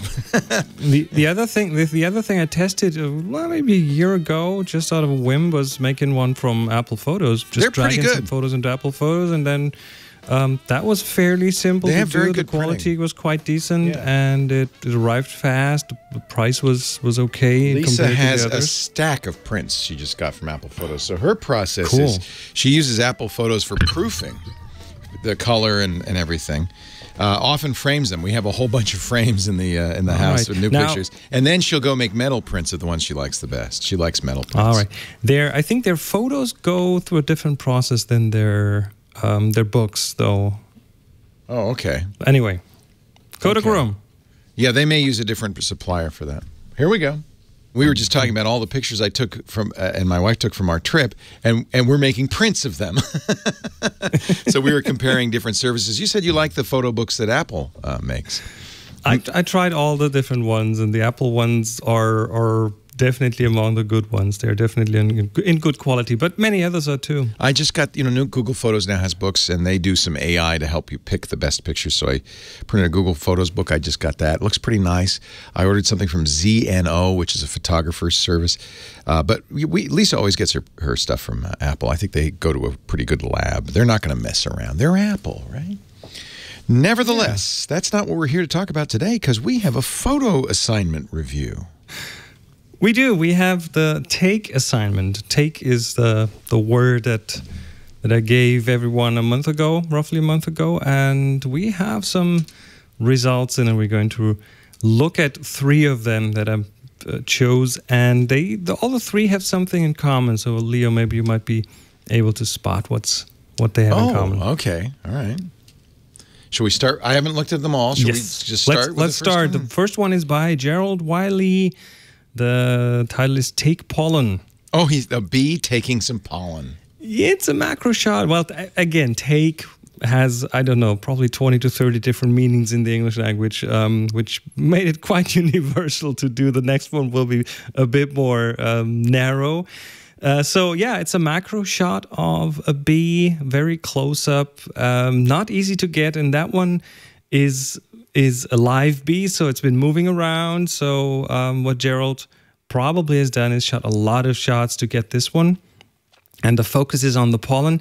I kind of wish the focus was more on the eye, but that's one of the things that you get with macro shots, that you have a lot that is out of focus, that the depth of field, that sliver of focus is really just a sliver. It's very thin, and you only get a very narrow part of that photo in focus. There are methods to get more in focus, but that would require what we call focus stacking. So you would take many shots at different focus distances. So you pretty much add in all these slivers and then use a piece of software to put them together into a shot with more depth of field. But that doesn't work if something's moving, and that bee has definitely been moving. Oh, so, I'm sure its wings are flapping. I mean, this is technically a beautiful shot, but you make an interesting point. When I was taking wildlife pictures, I always focused on the eye. And eyes are what we want to look at as humans. Yeah. The eyes are important for us. Yeah. For the pictures, I didn't have a good shot of the eye. In fact, most often looking at me, I didn't keep. It was the ones with the great eye shots that I liked. So, but this is still a great picture. I love this picture. Speaking of great eye shots, let's switch to the next one by Pixel Pusher. And what Pixel Pusher did is he or she took another kind of macro, and that's a shot of an eye, and it's a very close-up shot of an eye. You can even see him and the camera in it. That's funny. And that's what's cool about this shot. So the reflection of the camera, and the pupil of the eye is a convex surface, so you get kind of a wide angle effect in there, and that's what you're seeing in there, the picture of the hands and the camera and himself in the background in a mirror trying to frame that shot. And I think he had to do a bit of an enhancement to bring out that reflection a bit more, because it's really just a very faint reflection normally. And it's a very good close-up of an eye. It's a very tough shot to get. Because it's a again, selfie. A macro shot. It's a selfie. It's a selfie of yourself in the reflection of your eye. And then he had to get himself in the mirror in this. I mean, they put some time into this. This is nice. I like it. Yeah, quite some effort. So again, a very close-up shot, very shallow depth of field, but the reflection in the pupil kind of makes this work and gets some of that sharpness back. And then last but not least, the third picture. Not quite a macro shot, but it's a close-up shot. It's by Chris Boland, titled "Feed the Birds." Thanks, by the way, everyone, for putting titles on your photos. I like that a lot. And this one is of a swan attacking the camera. That's at least what it looks like. And you again have that effect of a very, well, this is a more of a wide angle macro shot. So you have more in the photo, but still a very close up photo, and close up in that context means very shallow depth of field. So this time you do have the eyes in focus, and the beak in front of the eyes is already out of focus. So again, very shallow depth of field. You can just guess what's going on in the background. There's water, there's some ships as it looks, and the building. One of the things I like about this shot is the colors, because you have this contrast between the red, the orange red of the beak, and the blue of the water, and then there's some red and green in there. It has all those primary colors, and that makes it a very satisfying picture to look at for me. Yeah, it's kind of an interesting picture because the duck it's so close up and so shallow focus. It's kind of hard to figure out at first what you're looking at. And then it kind of, oh, it's a duck. Yeah, it takes a bit. That's the thing. And by the way, there is kind of an official definition of macro, and in case you're interested,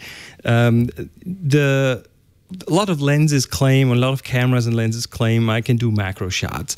But there's like a real official definition, and that is if a thing is 1 inch in reality and it is being put on the sensor and is 1 inch on the sensor, that's a 1x1 macro. That is a real macro. So a lot of the cameras that claim that they're doing macro are just kind of close up, but not real macro. Macro's tough. I have a macro lens. Macro can be tough, but you need a tripod, and you need care, and it takes a while. You know, the interesting thing is the very shallow depth of field. If you are kind of a really serious macro photographer, you would put your camera on what's called a macro rail, which is a little thing that you can put the camera on, and then with a little screw can move it slightly, very fine, moving it forwards and backwards. So you wouldn't even focus using the lens, but you would focus by moving the camera back and forth. Wow. There's a lot of stuff that goes into good macro photography. And yet they're so gorgeous when you see a bee or a bird or an insect up close, 1-to-1, actual size. It's really dramatic. Yes. It's oh, fun. and then you can take that picture on your camera, and then you can print it again on a big photo up on your Make wall, it even and then bigger. that bee is like several feet in size. Chris Marquardt has taught us so much. Because of you, Chris, I name my photos. Thank you. Which I hadn't been doing, but I try to do that because it's in the back of my brain. Oh, Chris wants me to give it a name. And then but isn't it more satisfying if you know that if you can actually talk about a photo, you can say, hey, my such and such photo, and then people will know what it is. It's also better for viewers, I think. It gives them a little something, a little hint onto what you're trying to do. It tells others that you care about your photos. Yes. And then I have to once again recommend your free PDF. You can get it online. 1 hour, 1,000 pictures, right? It's the number one. 1hour1000pics.com. Number one, HOUR 1000pics.com. And it's free. And but it's so good. And I actually have a link. I wrote about, I got down to my final, I think it was 28 pictures, something like that, and post them on SmugMug, where I put my best images because I got to put full quality. And I wrote a blog post at leolaporte.com, and I give you credit because I would never have. I mean, I was only gone a couple of weeks ago, and within the month, I was able to. And now I put them all aside, and I don't have to look at them again. 4,000 photos down to 30, thanks to Chris Marquardt. And 1hour1000pics.com. Really great. Chris's regular website, discoverthetopfloor.com. That's where his photo workshops are, and you can see his work there too. Chris, always a pleasure. We'll talk next week. Thank you. Leo Laporte, the tech guy.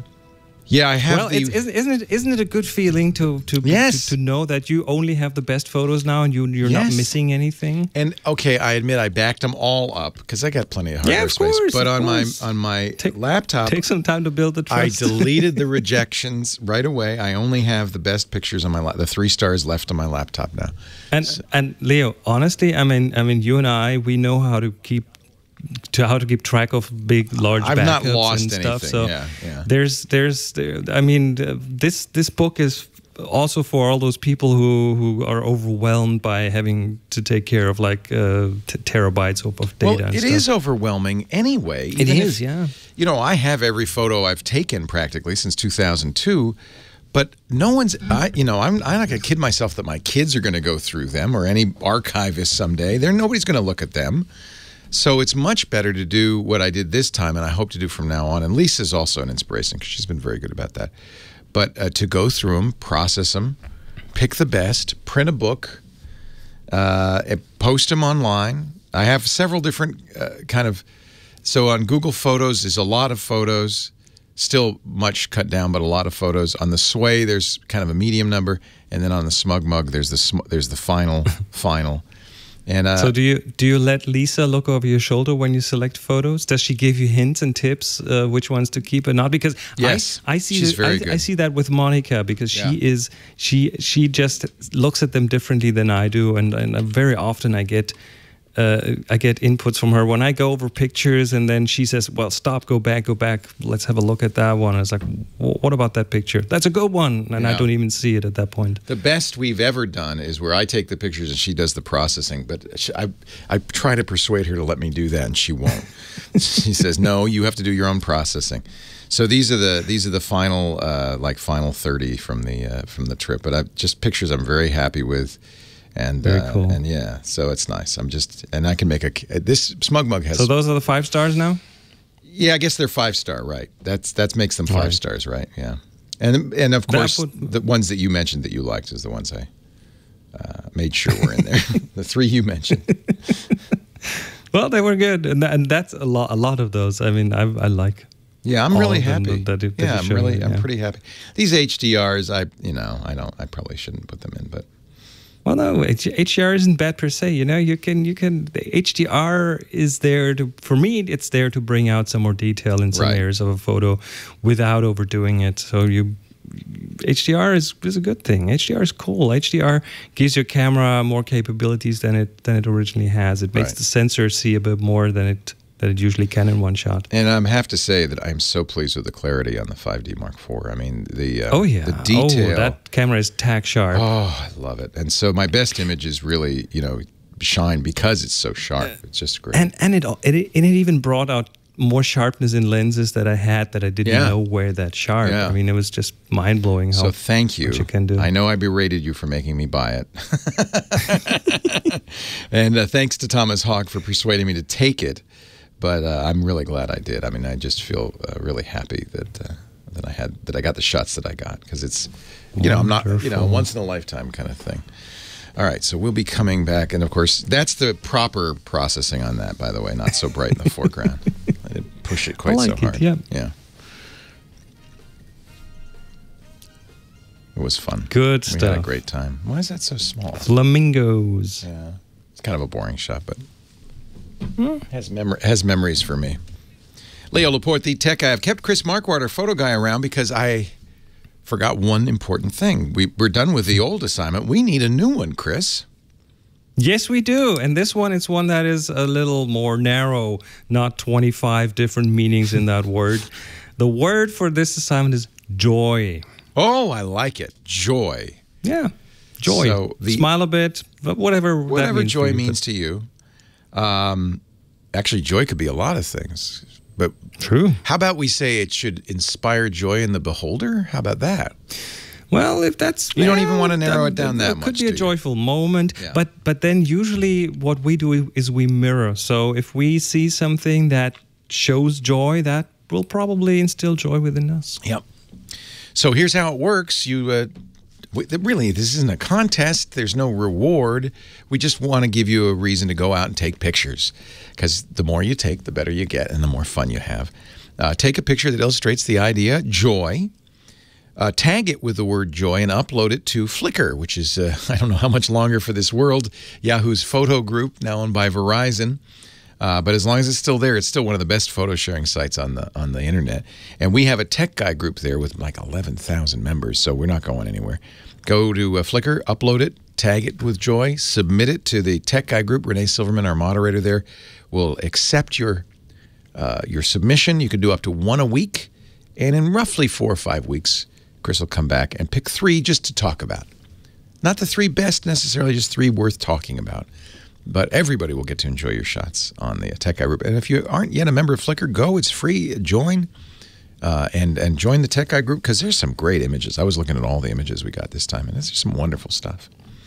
Thank you, Chris. Back to the phones we go. And Peter on the line from Brooklyn. Hi, Peter. Hi, Leo. How are you? I'm great. How are you? Good, thank you. I'm glad to have you back. I hope you had a great vacation. I had a wonderful vacation, and you know the best thing about a good vacation, I'm thrilled to be back, and I'm enjoying life. It's just nice to take a little break once in a while. It makes you appreciate what you got. Yes, sir. What can I do for you? I bought the new iMac, and I have a 4K LG Ultrafine. Right. And I also have I just bought this week a 5K Ultrafine. Okay. 27-inch. Okay. But the problem I'm having is, let's say when my iMac goes to sleep, when it wakes back up, it doesn't connect. I have an iMac driving 2 Apple Cinema displays. I have the older 5K iMac. You have the newer 5K, I presume. And I do notice sometimes the displays won't wake up. Not every time. And usually it's sometimes from sleep they won't wake up. And I don't know what the fix is for that. Except sometimes I log out and log back in and they recognize it. Sometimes I unplug them and plug them in again. That's how I did it. Yeah. But maybe, you know what, after a while I might, break either the monitor or the cable I don't care about, but the monitor, I figured every time I pull it out and pull it back in, I thought maybe something would happen. Well, yeah, I mean, that's what's happening is that the monitor is not sensing the signal. Those monitors protect themselves by turning off when there's no signal. And so they say, oh, nobody's using me right now, so I'm just going to turn myself off. But of course you are using it. And this is a great question, and I would like to know the answer for it. I never spent any time researching it, but I'm going to do the lazy thing and ask the chat room if they have some suggestions. And I will ask our Mac experts on our Mac Break Weekly show what they think. We don't have a show on Tuesday because it's 4th of July, but the following week I'll ask them. Because you're right, and this happens to me too. It isn't unusual. I guess I put up with it because it's not unusual in general for displays not to sense that there's a signal coming to them. And you should also try, you don't have this feature on the Mac monitors, but I think the Fuji monitors should have this, an on-off switch. Sometimes turning them off and on will do it. Just a reminder to the monitor, hey, check to see, are you getting a signal? Oh yeah, I am. I'll turn on. So that's all they're doing. They're turning off to preserve themselves, and they're just not noticing that the machine woke up again. Gotcha. Yeah. I'm sorry I can't be any help, Peter. Chat room, do you have any suggestions? I noticed this not just on Macs, on all computers. It seems to be, I have a Linux box right here, a very nice Asus 4K monitor attached to it. And, sometimes I have to turn the monitor off and on again. It's just, I don't know what the answer is. Peter, we'll keep listening, okay? And you and I will both get an answer to this. You like the new iMac? Yes. I couldn't believe that there was that much of an upgrade over the other one, over the 2015 model. Yeah, that's the one I have, yeah. The LG 5K that has the T3 color gamut. And then I went to the iMac. I said, wow, even the iMac was noticeably better than the 5K. Apple really puts energy into its monitors, and the 5K is the best monitor they make. Which is too bad because I'd love to see a 5K cinema display, but they've never done it. They actually recommend the LG monitor. That's what they sell, the 5K. And I think the 5K is a gorgeous monitor, but you're right. I think there's nothing in the world that can compete with an Apple 5K monitor. So Marsworm is sending us to a discussion on Apple that is about the same thing, thread 7373448. And I don't know if they have a fix there either.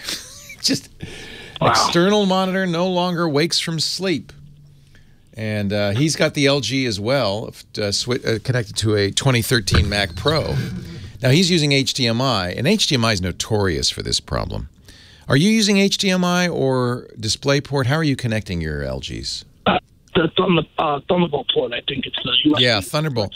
Yeah, so that's the point. It's not just HDMI. HDMI is very famous for this. A lot of people saying same problem, same problem. Some people saying updates fix it, but you've got the latest updates, I'm sure. Same problem, same problem. No joy unplugging and replugging the connector. Only a reboot works so far. I found if I've put it to sleep a second time, the external monitor will be recognized again. That's, you know, all of this is about kicking it. Saying, come on, I'm sending you a signal. Oh, yeah. That's all it is. Let me ask you a question. If I had it connected, let's say the LG's connected to a power strip, and then I shut it off, you know, when I wasn't using, and then turned it back on. That might work. Yeah, that might work, because it's my belief, and I don't see anything to contradict it, that the problem is simply that the LG isn't seeing that it's getting a signal on the cable. And anything you can do to tell the LG, hey, you know, slap it a little. Hey, turn it off and on, that kind of thing. Is there an on-off switch on the LG?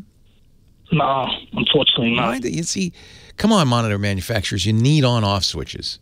That's at least one benefit to the on-off switch, is it says, okay, now check it. Oh, yeah, I see a signal. I'm convinced that's what it is. I don't think it's the power manager. There's 6 pages on this Apple discussion. So you might want to check through there and see if you get any good ideas from it. Thank you, sir. Thanks, Peter. Great to talk to you.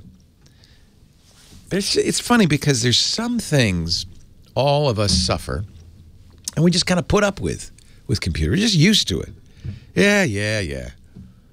And in general, my attitude is fix it if you can. Don't let these, because yes, it's death by 1,000 paper cuts. It's just what little things, after a while, just wears you down. But it's also part of the deal, right, with technology. There's always going to be something a little funky, not quite right. Don, Culver City, California. Leo Laporte, the tech guy. Are you there, Don? Don? Yeah, it's you, my friend. Welcome. Oh, thanks for taking my call. Hey, of course. I've got kind of a crazy problem. I have a HP 17-inch laptop, or I did have a 17-inch laptop. I had it on one of those little portable rolling stands about the size of a TV tray. Yeah. And I knocked it off. Aye. And it hit the ground on the surface. And the screen ended up looking like a bizarre Picasso painting. Yes, it got cracked, yeah. Yeah, and I took it to a couple technicians, and they couldn't find a replacement screen for it. See, that's the key. If you can find one, it's probably not hard to fix. Yeah, well, what they did, one of the guys did, well, they couldn't. I had 2 or 3 different guys they couldn't. I would check on eBay. But here's what they did. The one guy, he took the screen off, he left the wireless antennas on there, and I just went out and got an HP 20-inch monitor. Yeah, you can always do that. I did do it. A lot of people do that with laptops. You just hook up an external monitor if the monitor breaks. And I like the 20-inch screen. Yeah, it's nice. But here's the problem. Well, hold on, because we got to take a break. Okay. Stay tuned, everybody. Were you ever a radio announcer in an earlier life? Everybody says that about Beautiful voice. We'll come back and more with Don right after this. No? Never worked in the biz, huh? Not in the radio biz, no. Oh, but you have that voice. I know. Yeah. Well, what other biz did you work in? Television? No, I was a bluegrass musician. Oh, neat. Oh, so you spent a lot of time singing. Yeah. Yeah, there you go. Okay, so we back on? We're not on the radio. We're on the podcast. So continue on, and I will. Okay. Well, now here's the problem. If I do a restart, and then I, start it back up, my desktop comes up, the resolution's great, and then the screen blinks for like 2 seconds, and then the resolution is super low. Yes. It's just giant. So I got to go with personalized display settings. Then I have to turn the monitor off by pushing FN and F4. No. And then turn it back on, doing the same thing. Yeah. Then the display comes up. The display settings, and then I have to move the little scroll bar. What's happening is the laptop is not clear about the monitor, which monitor you're using. It's still thinking perhaps that you have the laptop monitor on it. It's the laptop monitor been disconnected? Oh yeah, it's complete. They just tore it off. yeah. I still got the antennas for the Wi-Fi. They're just kind of hanging. That's one way to repair it. But it's just so that I gotta do. You got to look at the drivers because first of all, I'd see if you could find a driver for that monitor, the new monitor. All a driver, by the way, is when it comes to display drivers, is a text file that describes the capabilities of the monitor. And what's happening is the Windows is saying, well, let's see what the capability. Oh, you can't do this resolution. Let's bump it down to 1024 by 768. If you can find, you need a custom display driver, which you could even create if you can't find one. I have no idea. Do you know what the brand of the monitor is? It's an HP, and my laptop's an HP. It's a 9-year-old HP. Just go online and search for display driver and the exact model number of that external monitor. And all you need is it's a text file. It's not a driver in the real sense of it being code. It's just a text file. But the HP lacking that, it's not going to be able to send you the right refresh rate, the right resolution. And so it's trying to figure it out. Yeah, because what I like is what is it? It's like a 1600 by 9, I think, or... Yeah, you want it to be the high resolution it is, not the resolution of the laptop monitor. Yeah, because it's like ginormous. So Tinker Toy Tech saying that use the custom display driver. So apparently, when you look at this monitor display drivers, one of them will be custom, and you might be able to configure that for the parameters of that monitor. It may also be that you might look if you have. I think that it depends what the driver, what the video card is in there, but often you'll see a third-party driver from Intel, a third-party control panel from Intel, or if it's NVIDIA, from NVIDIA, and you can do it there too, probably. Select the proper monitor in that control panel. So see if there's an Intel, I'm going to guess it's an Intel driver. It's probably motherboard graphics. Yeah, I don't know, but like I said... you kind of lost me. Yeah, I understand. Luckily, my neighbor across the street, he's a programmer for Google. Oh, he'll know what to do. So just tell him. Leo says, he says it's probably the display driver. It's confused about it. And Leo says, use the custom display driver, or if you can find the Intel interface software, do it that way. He'll know what to do. Yeah. Wow, that's a nice resource. Does he mind if you ask him for help? Oh, no. He's the one that got me my computer. Nice guy. Yeah. Matt and Mike across the street, they're like our best friends in the neighborhood. Oh, that's so great. Yeah, that's what you want. You need a Google everybody should have a Google programmer across the street. Yeah. That's what you need. I mean, he set my computer up for me. Nice. Yeah, he'll understand. In fact, have you talked to him about this problem? He'll know what's wrong. I haven't, It's not an uncommon problem. It's not a big problem at all. It's easy to fix. It's very common with Windows. It just needs to know what the capabilities are of your new display. Right, okay. It's not a big hassle, but every time... No, but it's annoying. I understand. And you can get it so it will always come up right. Yeah. It might involve getting rid of the old display driver and putting in a new display driver. Oh, so there's no, keystroke I can do? No. It's the operating system. At first, it sees the monitor and says, oh, you can do this.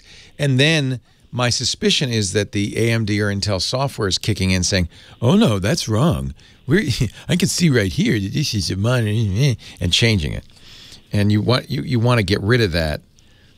Okay, well, I think, like I said, I'm not a techie, so I'm going to have to ask him. Yeah, it's a pretty easy fix. I've listened to you for quite a long time. And thanks, Don. About 60% of what you say goes over my head. But some of it's Do you still play and perform?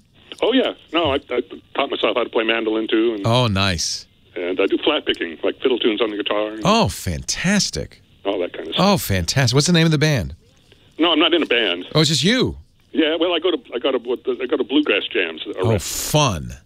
Man, I wish I could play an instrument. That's awesome. Yeah, I taught myself how to play guitar. Good for you. 64. And, oh, that's awesome. And you could sing bass. I bet you're very welcome everywhere you go. Well, yeah, I like to do it in gospel harmonies. Daddy played bass. Yeah, no, I mean, Watson is? Yeah, I sure do. Yeah, well, he was my inspiration when I started. Absolutely. Great to talk to you, Don. All right, thanks, Leo. Take care. My pleasure. Bye-bye. Well, hey, how are you today? Leo Laporte here, the tech guy. Time to talk computers and the internet, home theater, digital photography, smartphones, smartwatches, augmented reality, virtual reality, real reality. I'll never get over it. I love that joke. I'll tell that joke every time. 8888, ask Leo.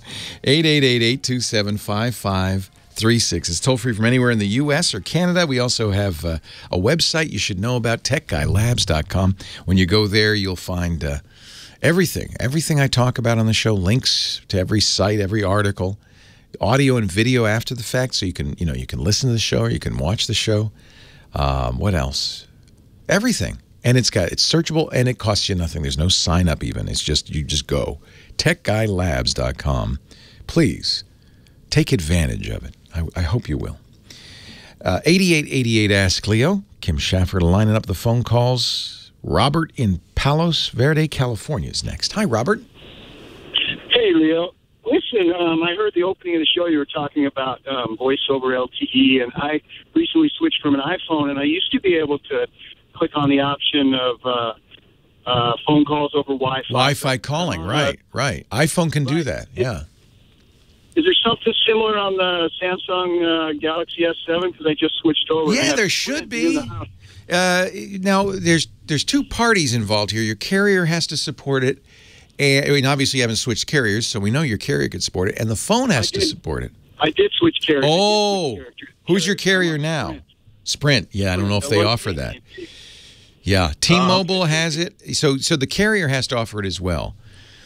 Everybody will. I wouldn't even be surprised if Sprint starts to eventually. Sprint's a little, technologically, Sprint is a little bit of a disadvantage with their system. Remember, they were PCS, and at the time, it was the best.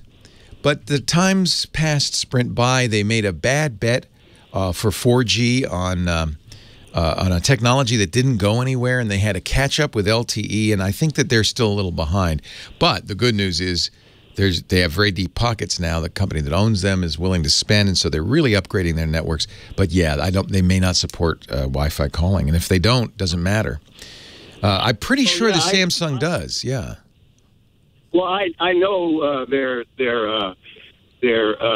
shortcomings because I was on hold the whole time and driving, and you can't have GPS on at the same time you have a phone call. Yeah, that's a CDMA issue. Yeah, let me just see if Sprint does Wi-Fi. Somebody in the chat room is saying, "Oh yeah, they do Wi-Fi calling," but remember, it's not just. Yes, Sprint says it does. Let me look at their FAQ. It may be that they support it on a limited number of phones. What phones support Wi-Fi calling? Only the iPhone. Now, that's a Sprint thing because absolutely the Galaxy S7 supports it. I used it. I use it on the S8. Do look in your settings. Did you get the phone from Sprint? I got it from Target. Yeah, from Sprint. Yeah. So the other thing carriers do that's a little nefarious is they'll modify the settings on the phone. They'll modify even what you can change on the phone to fit their economics. And for some reason, it looks like Sprint. It says, well, wait a minute. No, wait a minute. Wait one cotton-picking minute. Look at this. Android phones. Wi-Fi calling is supported on most recent Android phones. So Sprint says it is. So go to the settings in your S7 and make sure under cellular, look for Wi-Fi calling and make sure it's turned on. In the S7, there's a little search icon at the top there, so you can just search for Wi-Fi and you see if the Wi-Fi calling, it may just not be enabled. Okay, I'll check it out. Mike B is looking at his S7. He says it's under advanced features. So it should support that. Yeah, I apologize. I was dinging Sprint for no reason. They support it. Yeah, I think everybody supports it now, pretty much. Oh, I see advanced. Okay. Yeah, I'll play around with it. Yeah, it makes a big difference, right? Yeah, it makes a huge difference. And when I'm hit the dead spot in my house and I'm trying to talk exactly. to somebody, yeah. The other thing you mentioned was I have a home automation business, and you mentioned that the Google Home is able to make phone calls. I don't think that's ready yet. No, it isn't. It's going to. You're right. It's going to. They announced it at Google I/O in June, but they have not yet turned it on. You're absolutely right. Yeah, that would be fantastic. The Alexa has it, but it's only, only to other Echoes. It's Echo to Echo. Yeah. Yeah, and Google has kind of trumped Amazon by saying, oh, no, you can call any phone. But you're right. They haven't. I apologize for misstating it. They haven't turned it on yet. Should be any minute now. In fact, Echo hadn't turned on the intercom feature until this week. They just turned that one on. The intercom feature is great. My daughter hides in her room, and I know. When I was a kid, my mom got so tired of yelling upstairs, "Dinner's ready, get down here." So she finally bought a little bell, which I think is quite good, except now every time I hear a bell, my mouth waters. But what a great way to do it, have an intercom. And so all I have to do now is I say, Echo, drop in on Michael. He's in his room. And then it goes bloop on his Echo. I put one in his room just for this purpose. And by the way, it's turned up loud, so my voice, I sound, dinner's ready. He comes popping out of there. My daughter used to hide hers in a drawer, and I mounted it on the wall. Yeah, nail it in place. Yeah. I told him, I said, no, this plays music. This is great. You're going to love this. It does all sorts of stuff. The kids today. Let me sneak in one last thing. Please. I've known you since the old days. Tech TV? Yeah, and I have a pitch for a tech show that only you could host. And where would I pitch that? Don't tell my wife. She won't let me do any more shows. I'm already doing, what is it, 10 shows or something like that. So, but you can send it to me, and if I like it, I'll beg. I'll whine. Okay. Leo, my website, my email address, leo@leoville, LEOVILLE.com. But I have to say, in general, we're not launching new shows only because I'm at my wit's end at this point. I could think of 12 shows I'd like to do. I'd love to do an Amazon Echo show or a artificial intelligence, a smart assistant show. I think that's very interesting technology. But I just, Well, nobody's pitched a show like this. I think I got something. Okay, good. I'd love to hear from you. Okay. Thanks. All right. I appreciate it. Take care.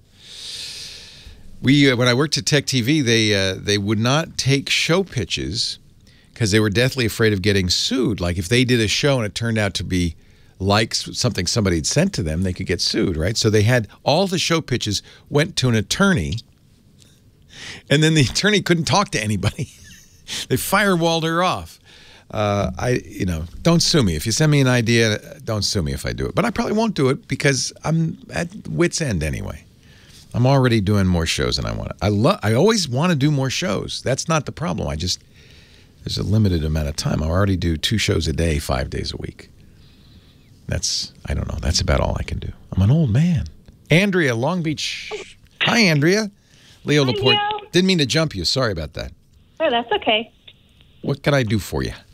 My mom is 81 years old, and today's her birthday. Well, tomorrow's her birthday. She has trouble remembering her password. Yeah. Happy birthday, Mom. Yeah, I know how that is.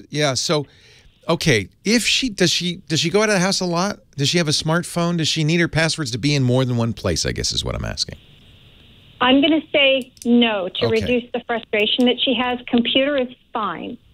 Because if she, people say, oh, you shouldn't write your passwords down. Well, you can. In fact, I was at the bookstore the other day. There was a very nice little black book. It said, My Passwords on the front. Now, if somebody breaks into her house, they're going to find her passwords. But let's presume that nobody's going to break into her house. She keeps it by her computer, and she writes her passwords in it. And actually, that's a really good way to do it. Now, there are better ways. One of the problems with doing that is that you're generating your passwords in your head, which means you're probably not generating good passwords. Right. So I'm going to talk to you about what I think I got my mom to do. I certainly tried to get my mom to do that everybody should do when we come back. Leo Laporte, the tech guy.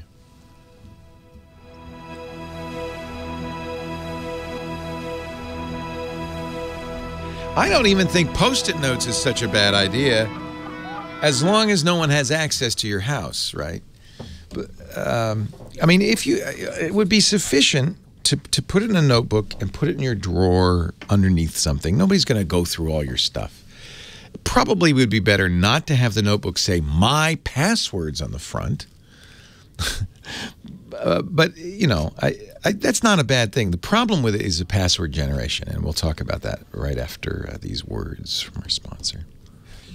Leo Laporte, the tech guy. Hey, thanks so much to Michael Cozio, our musical director. He does such a great job playing the music as we come back from every break.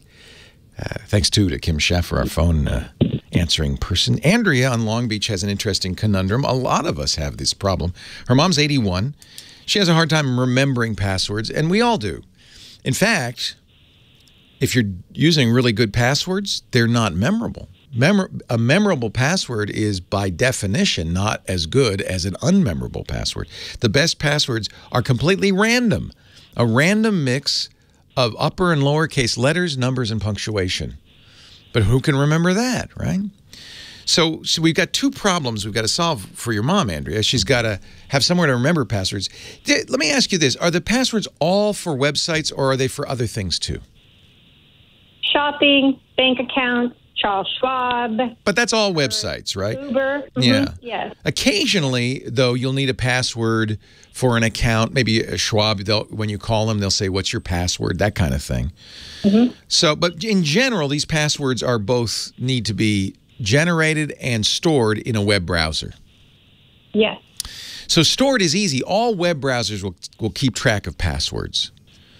And you can turn that feature on in the browser. Just save passwords. And you've seen this yourself when you're browsing. You enter a password. It says, "Do you want me to remember this?"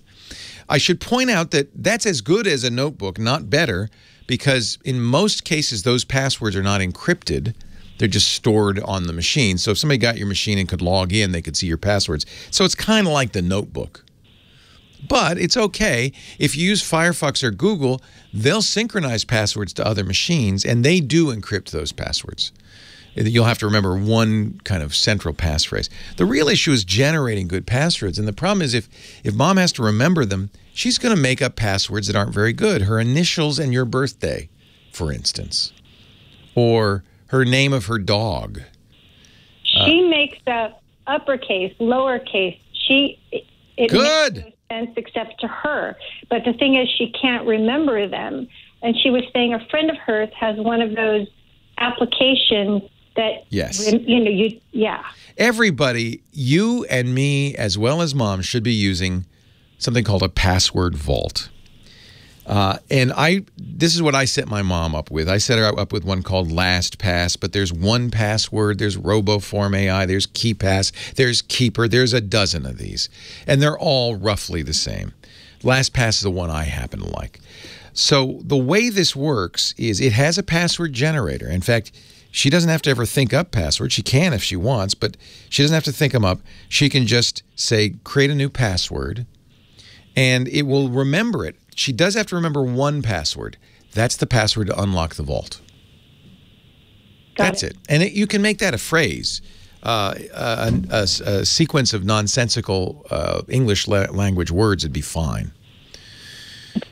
And so that's easy to remember. Maybe the lyrics of her favorite song be not even better if it weren't the exact. It would like the messed. See, I don't remember lyrics very well, so I always use these because my lyrics are always not the actual lyrics.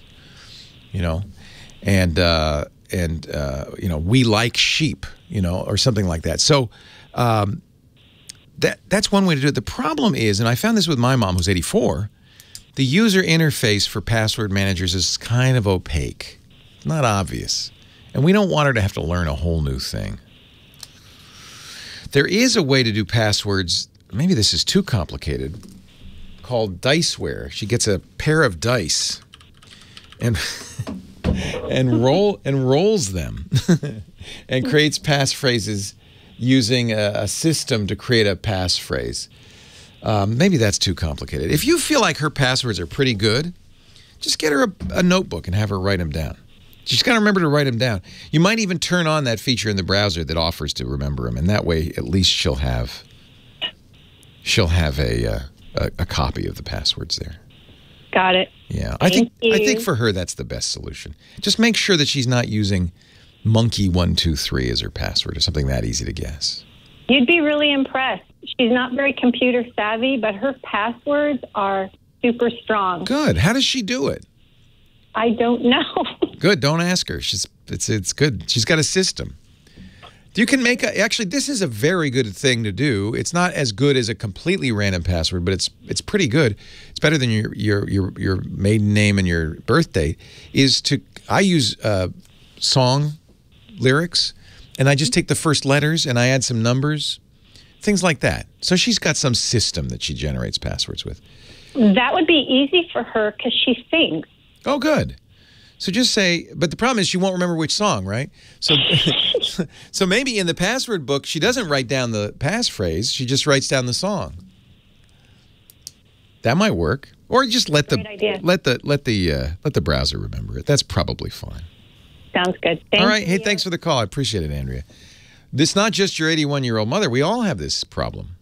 If you look at every once in a while, somebody will release a computer-generated table of the most common passwords. Just Google most common passwords, and you'll find one of these tables, and it's really depressing. Here's one from the Telegraph that was published in January. The world's most common passwords revealed. And this came from a password manager called Keeper. Are you ready? So these are people using a password manager. The #1 password in the world, 123456. Now, by the way, hackers have these lists. They know. They try all of these. This is the first thing they try. And remember, when I say try, they're not typing them in. They're using programs that can try passwords very rapidly. So, they can have hundreds of thousands of passwords to try, and they can do it in seconds. The #2 most popular password, 123456-789. The #3 most popular password, can you figure out what this is? QWERTY. It's the first 6 letters on your keyboard. 4th most popular, 12345678. I can go on and on. The 5th most popular, 11111111. So we're bad at making up passwords. We really are. And these are the most popular. These are the ones everybody uses. It's the first thing a hacker tries.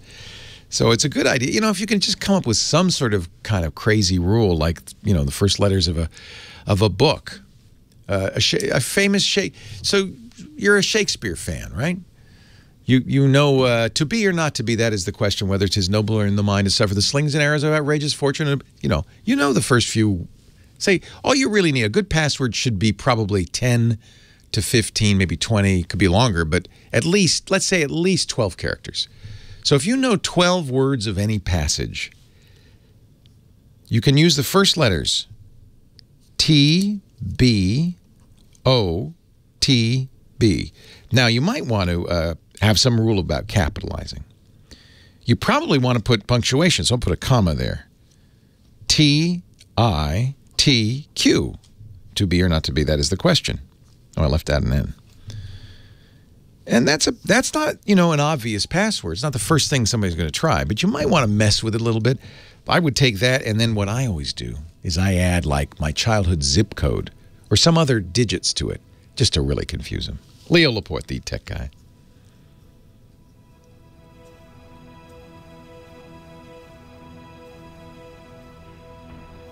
It was the best of times, it was the worst of times. It's perfect.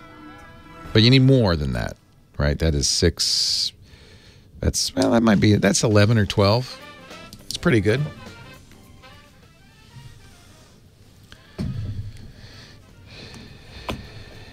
Oh, Jay, yeah, you're there. I think the IRS leaked several 100,000, I think, tax returns. Oh. There you go. I love the smell of napalm in the morning. It smells like victory. ILTSONITM, ISLV. Exclamation mark. Add some punctuation in there. Monkey was my password for a long time, but that was a long time ago. Turns out, for some reason, Monkey was very popular as a password.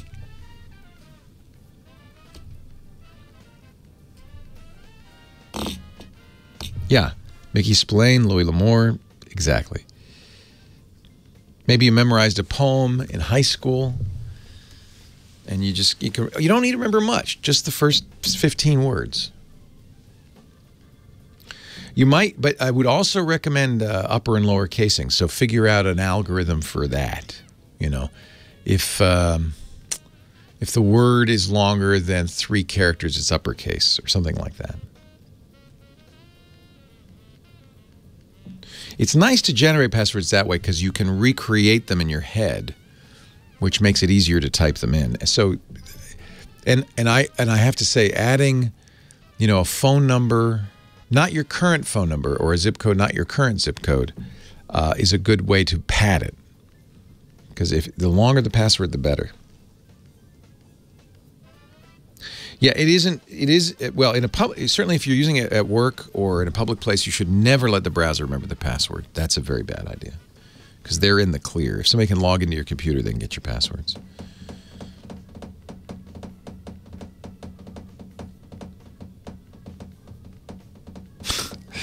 Yeah. Yeah, childhood phone number is great.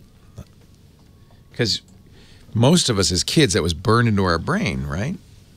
Mom and Dad made sure we knew our phone number or address, right? Problem with those is don't use that by itself because that is kind of public record. That might be findable. Use it in conjunction with then that other password that you're generating in some other way. Yeah, I don't think my mom still uses LastPass. I think she found it too hard. I think she just went back to the notebook. Yeah, combination of your school locker. There you go. I'm kind of shocked that Trump's Twitter account hasn't been hacked. I bet it has, but I bet Twitter has a lot of security on it, right? It's probably set up so that if it doesn't come from a White House internet address, it doesn't work. You know, if Twitter's willing to give you special treatment, they can make sure you don't ever get hacked. Mike B in our chat room raises an excellent point. There is one good reason to use a password manager. LastPass, 1Password, several others will do this. LastPass calls it emergency access. If something should happen to you, think about it. Who would your spouse, would your loved ones, would your executor of your estate have access to your bank accounts, to your checking, your savings, your investments, your Facebook, your Twitter? What would happen to all those accounts? If you use a password manager and all the passwords are in there, it's really a good way to have, give your successors some of the information they're going to need when you pass away. So they call it emergency access in LastPass. The way it works is great. You nominate people. My wife is one. My daughter's another. You nominate people as your emergency, executors, and then they're notified. Oh, if something should happen to Leo, you have access to his LastPass. But it's clever, because then they say, all right, now Leo, the way this works is when they want access to your passwords, they have to request access. We will then send you an email saying, hey, your wife has just requested access to your passwords. Is that okay? Now, if you've passed away, you're not going to respond to that email. By the way, that's another thing. They want access to your email account too, right? So you can set a timeout. How long should we wait before we release your password vault? Should we wait to hear for you a day, a week? I think I set it to 48 hours. If you send me an email saying, hey, your wife wants access to your passwords, and I don't respond within 48 hours, you can presume I'm no longer on this planet, and give it to her. So I think this is a very good system. It still preserves your security because you have you can't call it a dead man switch. It's the opposite, a live man switch. You have a switch that you can say, no, don't give them access. I'm still here. And so you have control of it, but there is somebody you can designate. This person should get this information if something should happen to me. I like that idea. Google has something called Trusted Contacts. That's another good one.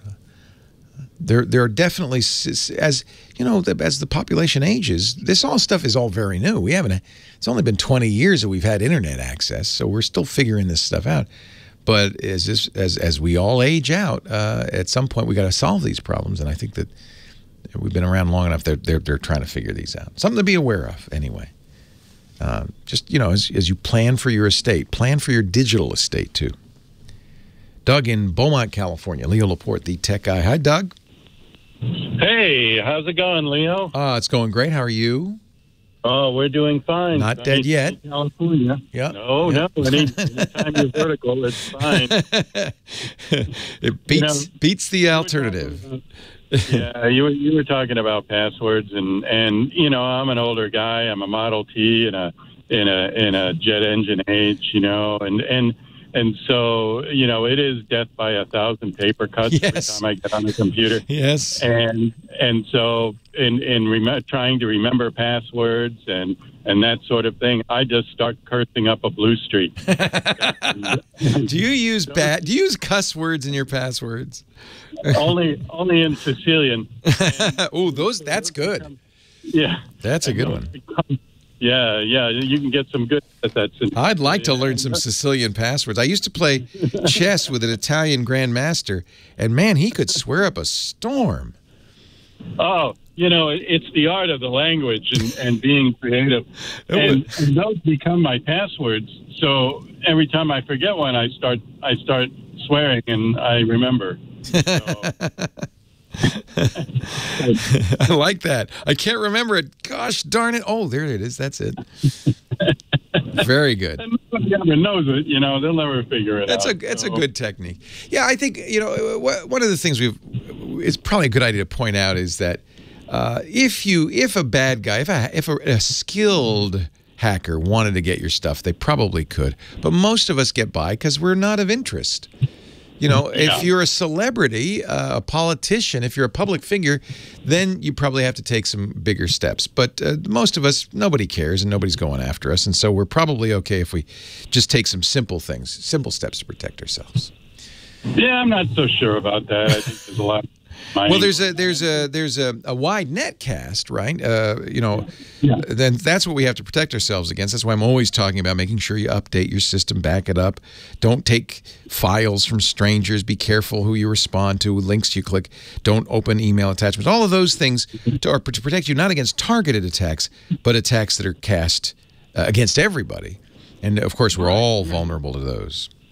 Yeah, and what was that? It was Office Space, where they figured out that if you just take a 10th of a cent, you know, you could be a millionaire. Yeah.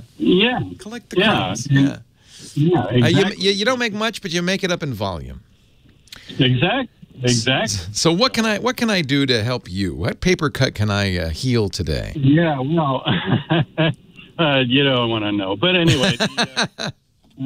What we're looking at is I'm starting a business, and I'm looking at video editing and off of various cameras that are flyable and that kind of thing. Oh, fun! Yeah. Yeah. So I'm looking at video editing in that sense, and I've got two tablets, 3 laptops, and 4 laptops, and none of them work for this sort of thing. So I was looking at an Asus Zen book. Very nice. Yeah, and so I was wondering, you know, I want the latest model, and I want one that's upgradable in memory, and also, you know, to get the maximum amount of RAM out of it, and also, you know, to be able, is it going to overheat, and it's portable and that kind of thing. I think Asus makes very nice laptops. I'm very happy with the ZenBook. What will make your video editing experience better is a couple of things. RAM, you're right. 8 gigs is a minimum. I'd say 16 at least. After a certain point, you're spending money to no benefit, but 16 is probably the sweet spot, 16 gigabytes of RAM.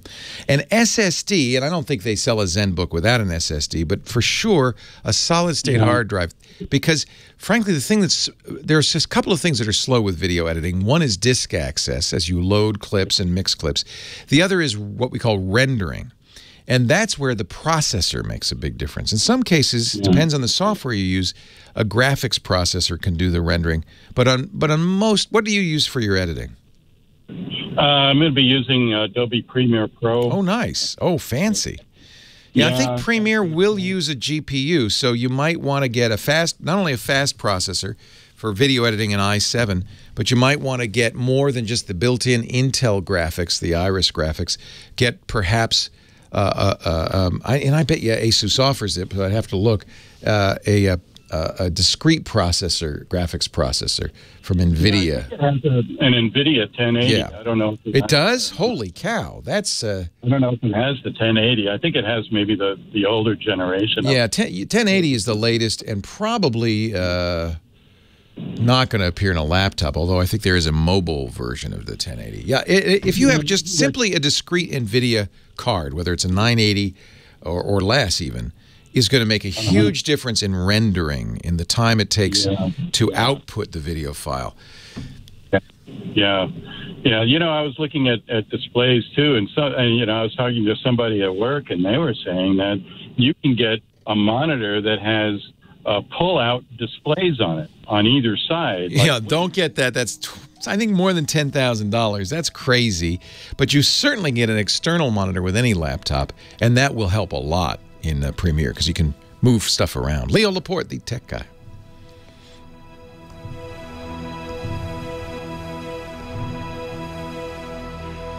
Yeah, I think the ZenBooks are, you know, any higher-end laptop will have anything that, for instance, offers discrete NVIDIA graphics is probably going to be. So really, seriously, anything over 16 gigs of RAM is going to be a waste of money? Not necessarily. Really, it depends on what you're doing. But 16 gigs is a lot of RAM. I know people buy 32 gigs of RAM and so forth. But remember, a program is not... It's very unlikely a program is going to use that much RAM because so few of the users will have it. Right. So they're not going to say... I mean... Adobe will use it in Photoshop, for instance, because it uses the RAM to store copies of what you're editing, and so that if you have a 30 megabyte picture, that can add up very quickly. But I feel like so if you imagine a graph, performance against RAM size, there's definitely a steep slope as you go from 4 to 8 to 16, but it levels out. And it may not be completely flat from 16 to 32, but it's nowhere near that benefit of, say, 8 to 16. And of course, 16 to 32 is hundreds and hundreds of dollars. So it just kind of depends both on what you're doing and on your budget. If budget's unlimited, you know, for instance, my friend Alex Lindsay, who does a lot of editing, he uses 32 gigs. I suspect we probably have 32 gigs. We use Adobe Premiere as well. And I would guess our editors are using 32 gigs. We got very high-end Dell workstations for them. They're using, you know, top-of-the-line stuff. That's a lot of money, and maybe it improves the speed by 5%. So you have to decide: it's not going to make a huge difference. Really, is the rendering and rendering, and it depends on, it's either CPU or GPU, and it depends on the program and whether it uses a GPU. The RAM has to do with speed of moving around in the clip, things like that. And the SSD has to do with loading clips in. Right. Well, I like it that it has Thunderbolt, which is nice. That is huge because you're going to be, especially if it has Thunderbolt 3, because then you're going to have, again, at great expense, but you can have an external Thunderbolt 3 disk that you can actually store your assets on, and it's fast enough that that's how real editors like to work. They like to keep everything The on. only thing I really need to do is figure out a way on a small rig to do something like Connex, where you have like a light bridge connection or some other connection that takes the video simultaneously and puts it on a drive without, you know. Well, at this point, you should get a desktop. If you start doing that, I don't know what you're doing with a laptop. I think you should go out and get a desktop at that point. If you're really getting that serious that you're going to, you know, start doing some of these things, you know. But I understand portability and all of that. And budget too. So yeah, there is budget. Yeah, well, desktop's cheaper. Desktop's more upgradable too. Laptops, you pay a premium for the compactness. I know you were talking about luggables and things like that. Well, if you want to move it around, get a laptop. I mean, we bought Dell workstations for our guys. I should look and see what this was several years ago. Dell makes an XPS. They make an XPS, I think. I love the XPS, and for video editing, the XPS 15 would be a very good choice. I'm just seeing if I have somewhere. I think I have the specs for the editor's workstation. I'm just curious. Yeah, for a while I was going to market a little Flintstones hammer and chisel for computers. And for all your computer tech needs, here. I got to run. It's great to talk to you. Have a great one. Leo Laporte, the tech guy. 8888 Ask Leo. The phone number. I'm just seeing if I have, I'm sure somewhere I have the specs. When we built, we have about 8 different editors working, or 8 different editing stations to edit the video shows that we do. And we bought a pretty hefty bunch of Dell workstations for them to run Adobe Premiere Pro. That's what we use. When we moved from Apple and Final Cut, we moved to Windows. We got all new hardware, and I'm just seeing if I have the specs. I don't see it here, but I bet you we bought 32 gigs. If time is of the essence and you want to get this stuff cranked out, probably did get 32 gigs. 8888 Ask Leo. That's of memory, of RAM. On the line right now from Arcadia, Mark. Hello, Mark. Leo Laporte here. Yeah, hi. Hi.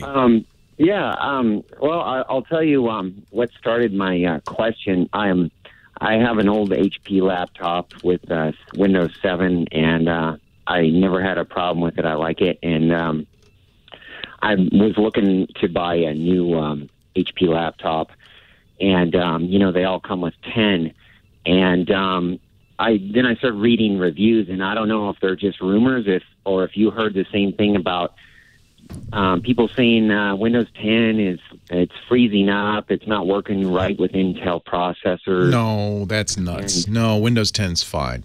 Okay. I use Windows 10 on all my machines. Those who are running Windows 7, I took advantage of the free upgrade. I have had no problems with Windows 10. The only complaint that you might want to listen to on Windows 10 is the privacy issue. And I think this is overblown, but people were upset with Windows 10 because Microsoft, but they've always been doing this. In fact, they've upgraded older versions of Windows to do it as well. They send back what they call telemetry. It's how they know whether people use features, how they use features. It's a very useful research tool for them. You can turn off, there's other privacy invasions, but you could turn them off. For instance, if you use Cortana, their speech assistant, well, they're going to have to send what you say back to the servers. So they have to have your permission for that. They'll need your location so they can give you weather. There's going to be stuff sent back to Microsoft. And if you don't want to use Cortana, you can turn that off. When you first set up Windows 10, it'll go through a bunch of privacy settings. To Microsoft's credit, they got a lot of heat because originally with Windows 10, they had, express settings. You may remember this. And then they had customize. And most people just said, yeah, express settings. I don't want to look at all these. They've turned that off now. There still has an express settings, but they walk you through most of the privacy choices because I think they really want to be proactive on this and maybe nip in the bud the notion that they're spying on people. I don't think they are. They do send stuff back, and there is some telemetry you cannot turn off. They send stuff back about how you use Windows. I don't find that a problem. In terms of security, reliability, I think Windows 10 is a big improvement over previous versions of Windows. I have no problem with it. Remember, when you sell 100 million or 200 million copies of something, even if 1/1000th of 1% has a problem, that's still thousands of people complaining on the internet. And if you see 1,000 complaints about something on the internet, you might reasonably say, well, this thing must be terrible. But it isn't. It's 1/1000th of 1%. It's 1 in 10,000 users. It's not that common. It's probably not even 1 in 10,000. It's probably 1 in 100,000. Maybe 1 in 500,000. But that's enough that they're going to, you're going to see some noise on the internet about, it doesn't. I think Windows 10 is very reliable. Very, very reliable. It certainly is more secure. I think they fixed user interface issues with Windows 8. That was a bad version of Windows. It's as usable as Windows 7. You can have some aesthetic complaints about Windows 10. Oh, they're shoehorning a tablet operating system into a desktop operating system. Yeah, that's true. But I think they do it in a much more subtle way than in Windows 8. And frankly, it doesn't bother me. It doesn't get in my way. And I do like touch. I really do. And I think if you're getting a Windows 10 computer, you should absolutely consider a touch screen on it, at least for a laptop for sure. Because turns out to be a pretty good user interface. You don't use it all the time. On my Lenovo laptop and on my Microsoft Surface laptop, most of the time I use the trackpad and the keyboard, sometimes a mouse. But every once in a while you want to reach out. There's a big button. You want to hit that button. It's easy just to touch it. A lot of times I use my finger to scroll. It's just natural. You're reading something, you scroll up and down. There are just times touch makes sense. And certainly pinching and zooming and that kind of thing, it's really great. If you're doing photo editing on a laptop, I far prefer to do photo editing on a Windows machine than on a iPad than on a Macintosh, because I can pinch and zoom and scroll and move around, and I just feel like that's a natural interface for some of the things you do. You don't use it all the time, but having it there is very nice. Highly, highly recommended. I have no problem with Windows 10, and I think there's not going to be anything in the world you won't see complaints about on the internet. But I think on balance, Windows 10 is absolutely reliable. Last call of the day, I fear. Jimmy, Los Angeles. Hi, Jimmy. Hello, Leo. How are you? I am very well. How are you? All right, nice talking to you again. Leo, this time I got a question for you. I got my domain, all right? Good. And now I need some help to find out and to go for the website builder. Which one do you recommend? There are so many in there. You know? I know. And, is this for your business? It's for an organization. An organization. Are you going to do e-commerce? Are you going to sell stuff on the site? No. Okay. That simplifies it. I mean, e-commerce is tricky, and there are certainly website hosts that specialize in that. But if you don't need e-commerce, you just need a good-looking site. You probably aren't anxious to learn the technologies of the web like CSS and JavaScript and HTML, right? You just want to get a website up. Mm-hmm, yeah. That's why you said website builder. There are a number of companies. I'll tell you, our current sponsor is very good, WordPress.com, and that's where I keep my website. I think they're very easy to use. They have all the features you want. Previous sponsor, I think very good as well, Squarespace.com. Both of those make it fairly easy to set up and fairly inexpensive to set up a website. What I don't recommend is going to companies like, say, GoDaddy, that are domain registrars, places you register your domain name, and then they try to upsell you to a website. In my experience, they are not as good. So I really like the companies that offer kind of an all-in-one web hosting plus web software, so it makes it easy for you to create a site. And my two favorite are Squarespace and WordPress. I think they're both great. I would start with them. Both offer free trials. WordPress has a number of business-focused tiers that makes it easy to find the one that's right for you. I also think, is it a nonprofit organization? Yeah, something like that, yeah. So if it's a nonprofit, there are nonprofit hosting services that might do it for you for very little money, or in some cases even for free. And I'm not an expert on those, but I would look around. Nonprofits can save money by doing that. But if you don't mind, I mean, WordPress and Squarespace, I mean, we're talking $10, $20 a month. We're not talking a lot of money. And I think they do a very, very good job. Either one of those would be great. Hey, good luck, Jimmy. Leo Laporte, the tech guy, good luck to you, too. Thanks for joining me. We'll see you next time. Well, that's it for the Tech Guy Show for today. Thank you so much for being here. And don't forget, it's just the tip of the iceberg. We do nearly 30 shows on the Netcast network. It's called TWIT, T-W-I-T. It stands for This Week in Tech, and you'll find it at twit.tv, including the podcasts for this show. We talk about Windows on Windows Weekly, Macintosh on Mac Break Weekly, iPads, iPhones, Apple Watches on iOS Today, security on Security Now. I mean, I can go on and on and on. You even get your daily dose of tech news with Tech News Today. And, of course, the big show every Sunday afternoon, This Week in Tech. You'll find it all at twit.tv. And I'll be back next week with another great Tech Guys show. Thanks for joining me. We'll see you next time.